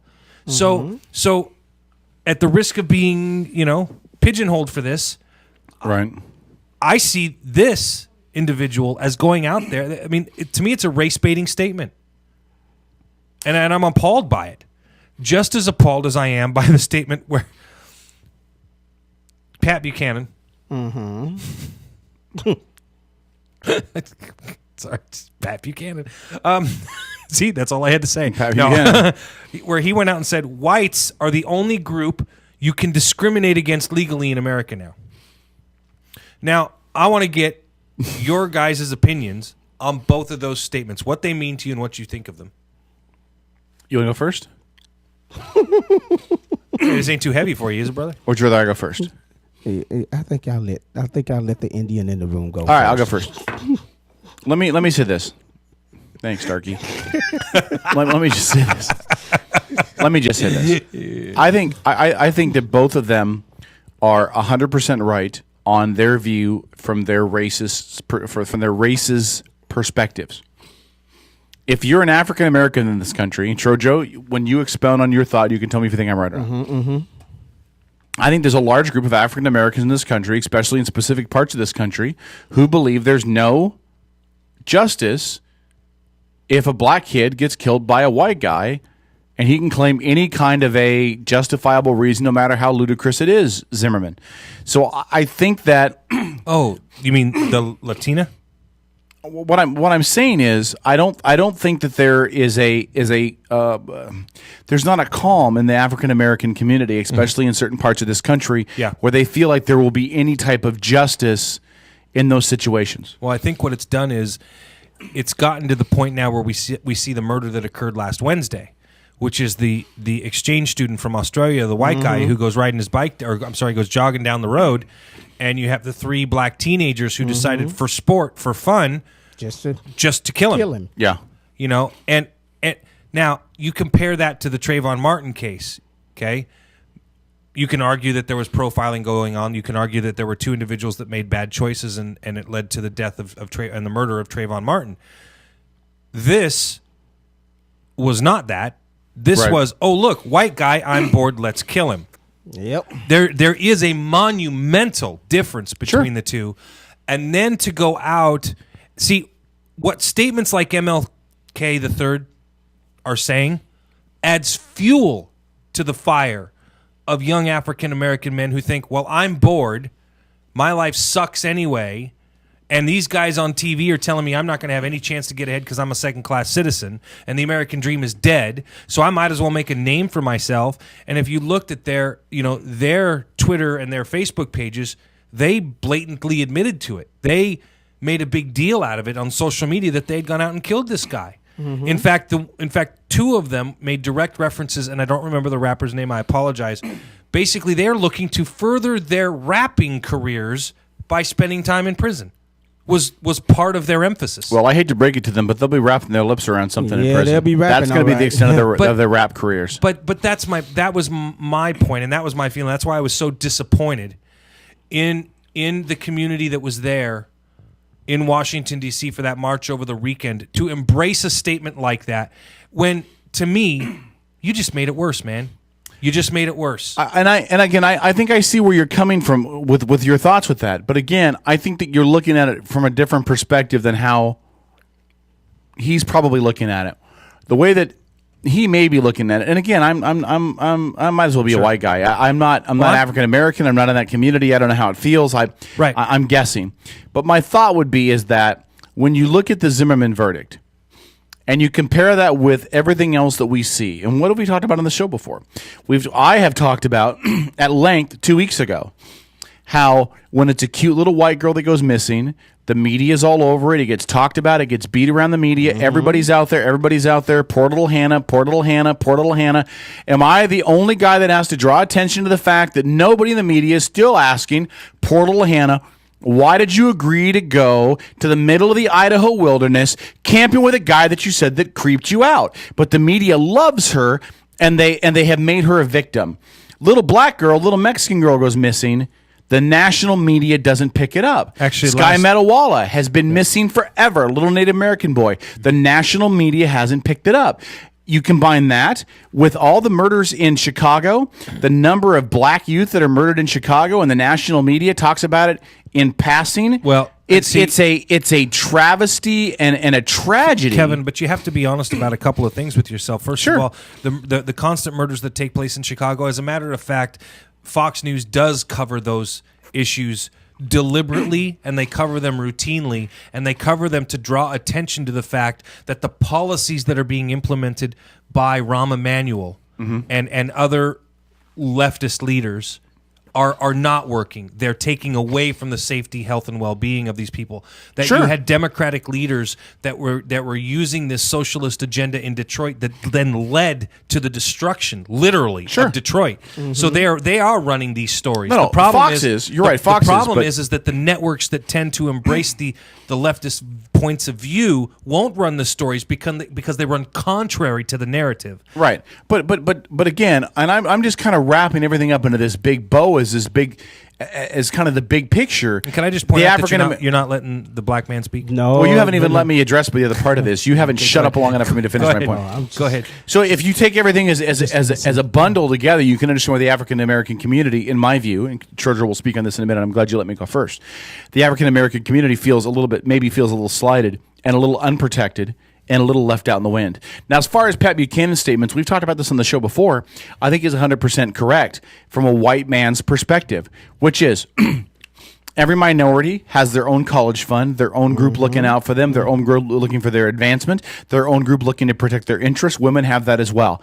There is not a white man's college fund. There is not a group for the advancement of white men. Why is that? Because it would be deemed sexist and racist. Every other group in the world has one. There's a national organization for women. There's the NAACP. There's groups for Hispanics, Latinos, Orientals, Asians, Muslims. Could you imagine if you went to Washington, D.C. to go sit in front of the White Caucus? Yeah. First of all, the White Caucus would be really small. But I'm just saying, if you're Pat Buchanan, he's absolutely correct, and it's something that has to be addressed, which is every other group has a special interest. But if the whites have a special interest, they're racist. And if men have a special interest, they're sexist. And I think Pat Buchanan is absolutely correct. I don't think he's wrong. I think he's a senile old man who could phrase his stuff a little more eloquently, but he doesn't. Tro? Well, I will say this about Pat Buchanan. The fact that he's even speaking on something like this shows that, he still have a mindset of what's happened in the past. But I can't disagree with the fact that he is right. Yes, I said he is right. Amen. If there was something set up for white Americans, can I get a hallelujah, white Jesus, to help them, help the poor struggling white families in this country. And if you've been to Chico, there's a lot of them. Yeah, help them or Mason County advance, with the exception of the welfare families that's out there trying to put themselves together. Pat Buchanan is right.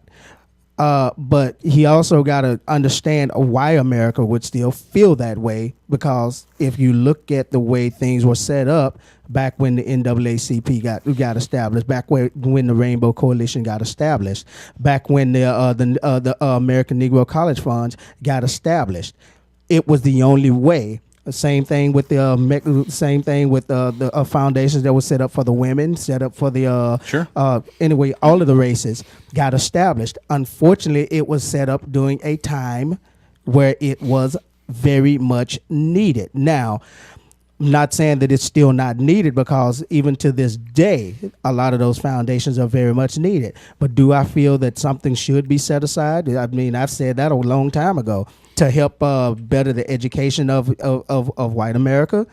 Yes. But for it to happen, obviously you got to understand that it's going to thoroughly be looked at to make sure that it's not something to try to undermine all of the other foundations that were set up. Now, but unfortunately, in this instance, Pat Buchanan is right. Now, as far as Martin Luther King Jr. III, I mean, you know what? What can I say? I don't know. I'm asking. I mean, literally, what can I say? I mean, it's like, wow. So everything that when I want you to read what he said again. Just read it for the people one more time. So I want to get a thorough understanding, so they'll understand exactly the words that's about to come out of my mouth. I'll put up the article just so I can put it in context for you. 2 minutes. Tens of thousands of people gathered at the National Mall Saturday to commemorate the 50th anniversary of Dr. Martin Luther King's 1963 March on Washington, listening as political and civil rights leaders reflected on the legacy of racial progress over the last half-century and urged Americans to press forward in pursuit of King's dream of equality. The event, sponsored by Reverend Al Sharpton's National Action Network. Well, there's a detractor. Yeah. Martin Luther King III and the NAACP, and now that's fine, featured a roster of speakers, including King, Sharpton, attorney, and Eric Holder. Oh, there's somebody with a lot of credibility. Eric Holder was there? Yeah. Wow. Newark Mayor Cory Booker, who, by the way, I really like a lot. I like Cory Booker. Of course, I liked Barack Obama before he ran for president, too. They spoke from the steps of the Lincoln Memorial, where 50 years ago this month, King delivered his famous I Have a Dream speech. Many of the speakers addressed race relations in optimistic terms, describing America's progress as encouraging but incomplete. And I would agree with that. Yeah. But they also delved at times into the more controversial fare, like the Supreme Court's recent decision overturning parts of the 65 Voting Rights Act and the shooting death of Trayvon Martin. And we're going to talk about the Supreme Court's ruling next week on the 65 Voting Rights Act, because there is a lot of intentional misinformation being put out by leftist activists on this. A lot. Martin Luther King III paid tribute to his father's legacy. 5 decades ago, my father stood upon this hallowed spot and crystallized like never before the painful pilgrimage and aching aspirations of African Americans yearning to breathe free. That's well put, I think. That's very well King's put. message was not a lament or a diatribe, his son said, but a call to action and a reminder that the work always goes on.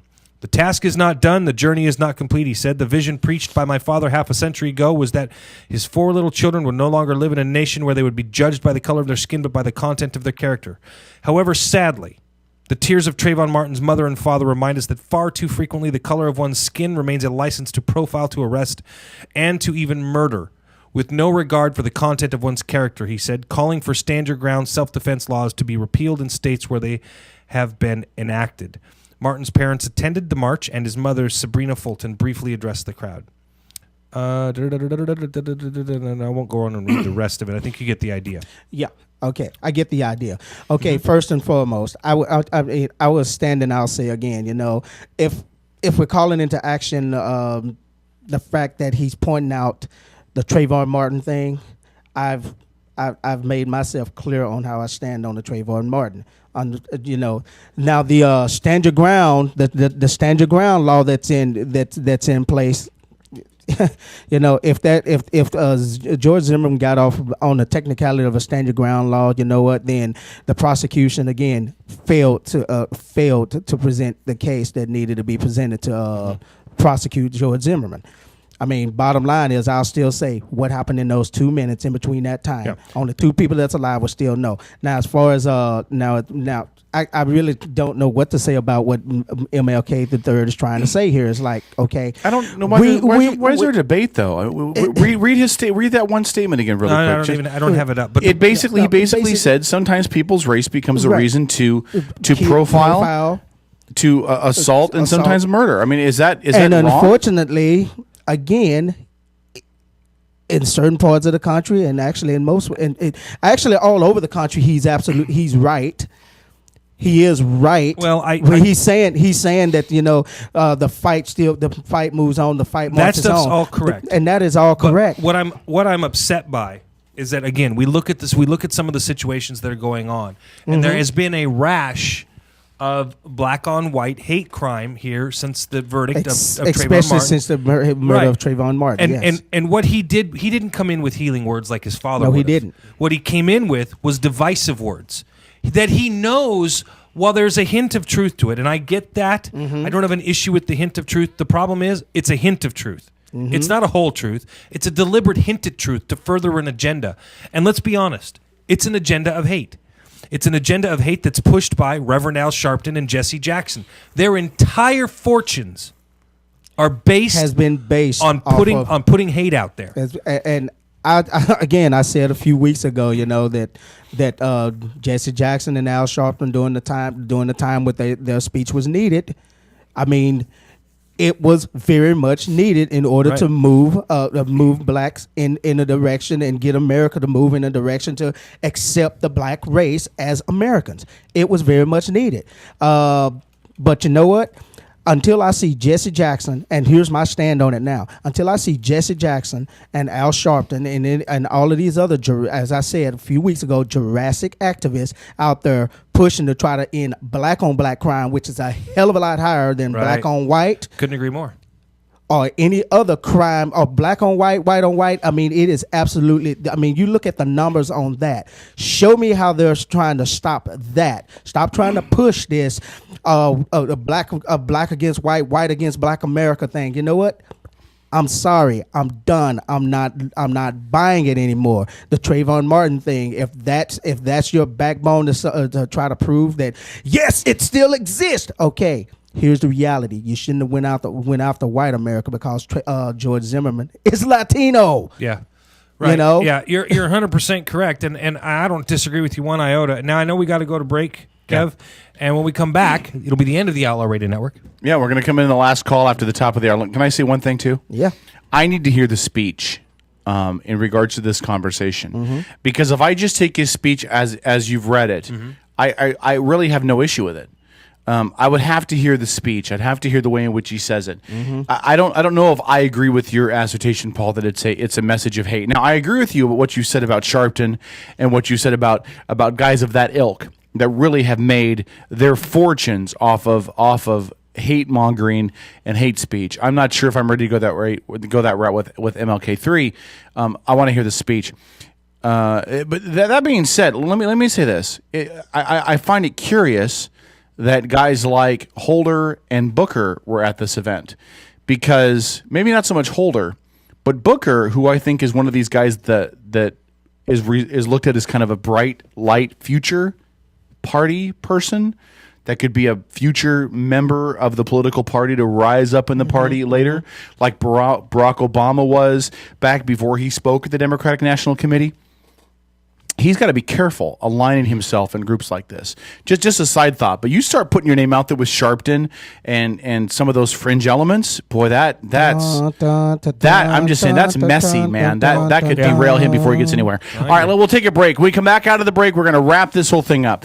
When we come back, it'll be the last call. If you've never heard the last call, this is where you fasten your little seatbelts, you put away your little I get offended easily sneakers, and you get ready for a little more adult conversation. One of the stories we're going to talk about in the last hour involves a famous Hollywood celebrity. He has custody of his son, and he's paying child support out the butt. And we're going to tell you why it's allowed to happen in the courts. It's another example of dads getting screwed. That and more. The last call is next. This is the Outlaw Radio Network on Edge Media Source. You're listening to the Outlaw Radio Network. Outlaw Radio Network. From NPR News in Washington, I'm Jim Hawk. The Syrian government continues to deny it launched a chemical weapon attack last week and has agreed to allow UN inspectors to examine the site of the alleged strike on the outskirts of Damascus. An Obama administration official says there is, quote, very little doubt that the Syrian government used chemical weapons against civilians. NPR's Ari Shapiro reports the White House is still evaluating how it plans to respond. Last week's large-scale attack came while a UN chemical weapons team was in Syria. A senior administration official now says if the Syrian government had nothing to hide, quote, it would have ceased its attacks on the area and provided immediate access to the UN 5 days ago. This official says the U.S. concluded chemical weapons were likely used based on the reported number of victims, their symptoms, witness accounts, and other facts on the ground. Now President Obama must decide what to do next. The president has said the U.S. has a national interest in preventing the use of chemical weapons, and he has also said the U.S. must not get drawn into a conflict that could be costly and difficult to get out of. Ari Shapiro, NPR News, Washington. Sentencing begins Monday in the court-martial of Major Nadal Hassan. He's been found guilty of 13 counts of premeditated murder and 32 counts of attempted premeditated murder. Kate McGee with member station KUT reports sentencing is expected to last less than a week. Prosecutors are expected to call at least 19 witnesses, including family members. They're expected to talk about the grief they experienced losing a loved one. The jury must vote unanimously to give Hassan the death sentence. If he is given the death penalty, the case is automatically appealed because it's a capital case. Texas Tech law professor Richard Rosen says the appeals process could take years. It will be a while before it even gets to the Army court, and then it'll have to be briefed and argued there, and then we have to wait for a decision, and then the same thing with the Court of Appeals for the Armed Forces. So it could take a couple of years at least. The last time the Army executed a soldier was in 1961. For NPR News, I'm Kate McGee at Fort Hood. The wildfire that has now burned 210 square miles near Yosemite National Park in Central California has slowed its advance. Grace Rubenstein with member station KQED says crews are busy building fire breaks. They're right now building what's called a contingency line, which is essentially a fuel break, a strip of bare land that they are cutting by hand with tools like shovels and picks and rakes, and also with bulldozers, and where it's practical by burning, so as to ensure that if the fire should reach that perimeter, they would at least have a chance of stopping it. The Rim wildfire is still only about 7% contained. The blaze remains a potential threat to a major source of San Francisco's water and power supplies. Nearly 3,000 firefighters are involved, with some coming from as far away as Florida. You're listening to NPR News in Washington. Guests on the Sunday talk shows were asked about whether they believed Martin Luther King's dream had been realized as the 50th anniversary of the March on Washington approaches on Wednesday. Two lawmakers offered what they believed were areas that needed improvement. NPR's Ramona Martinez has more. As Mayor Cory Booker of Newark, New Jersey noted on Meet the Press, the March on Washington was not only about racial inequality.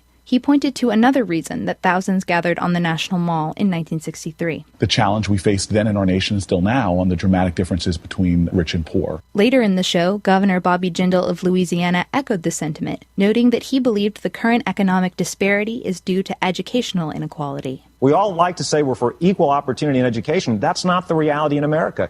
If your parents have the means, they probably move to a good neighborhood with good public schools, or they're saving their dollars to send you to a good private school. Jindal added that he believes getting every child in America a great education would be the next big civil rights fight.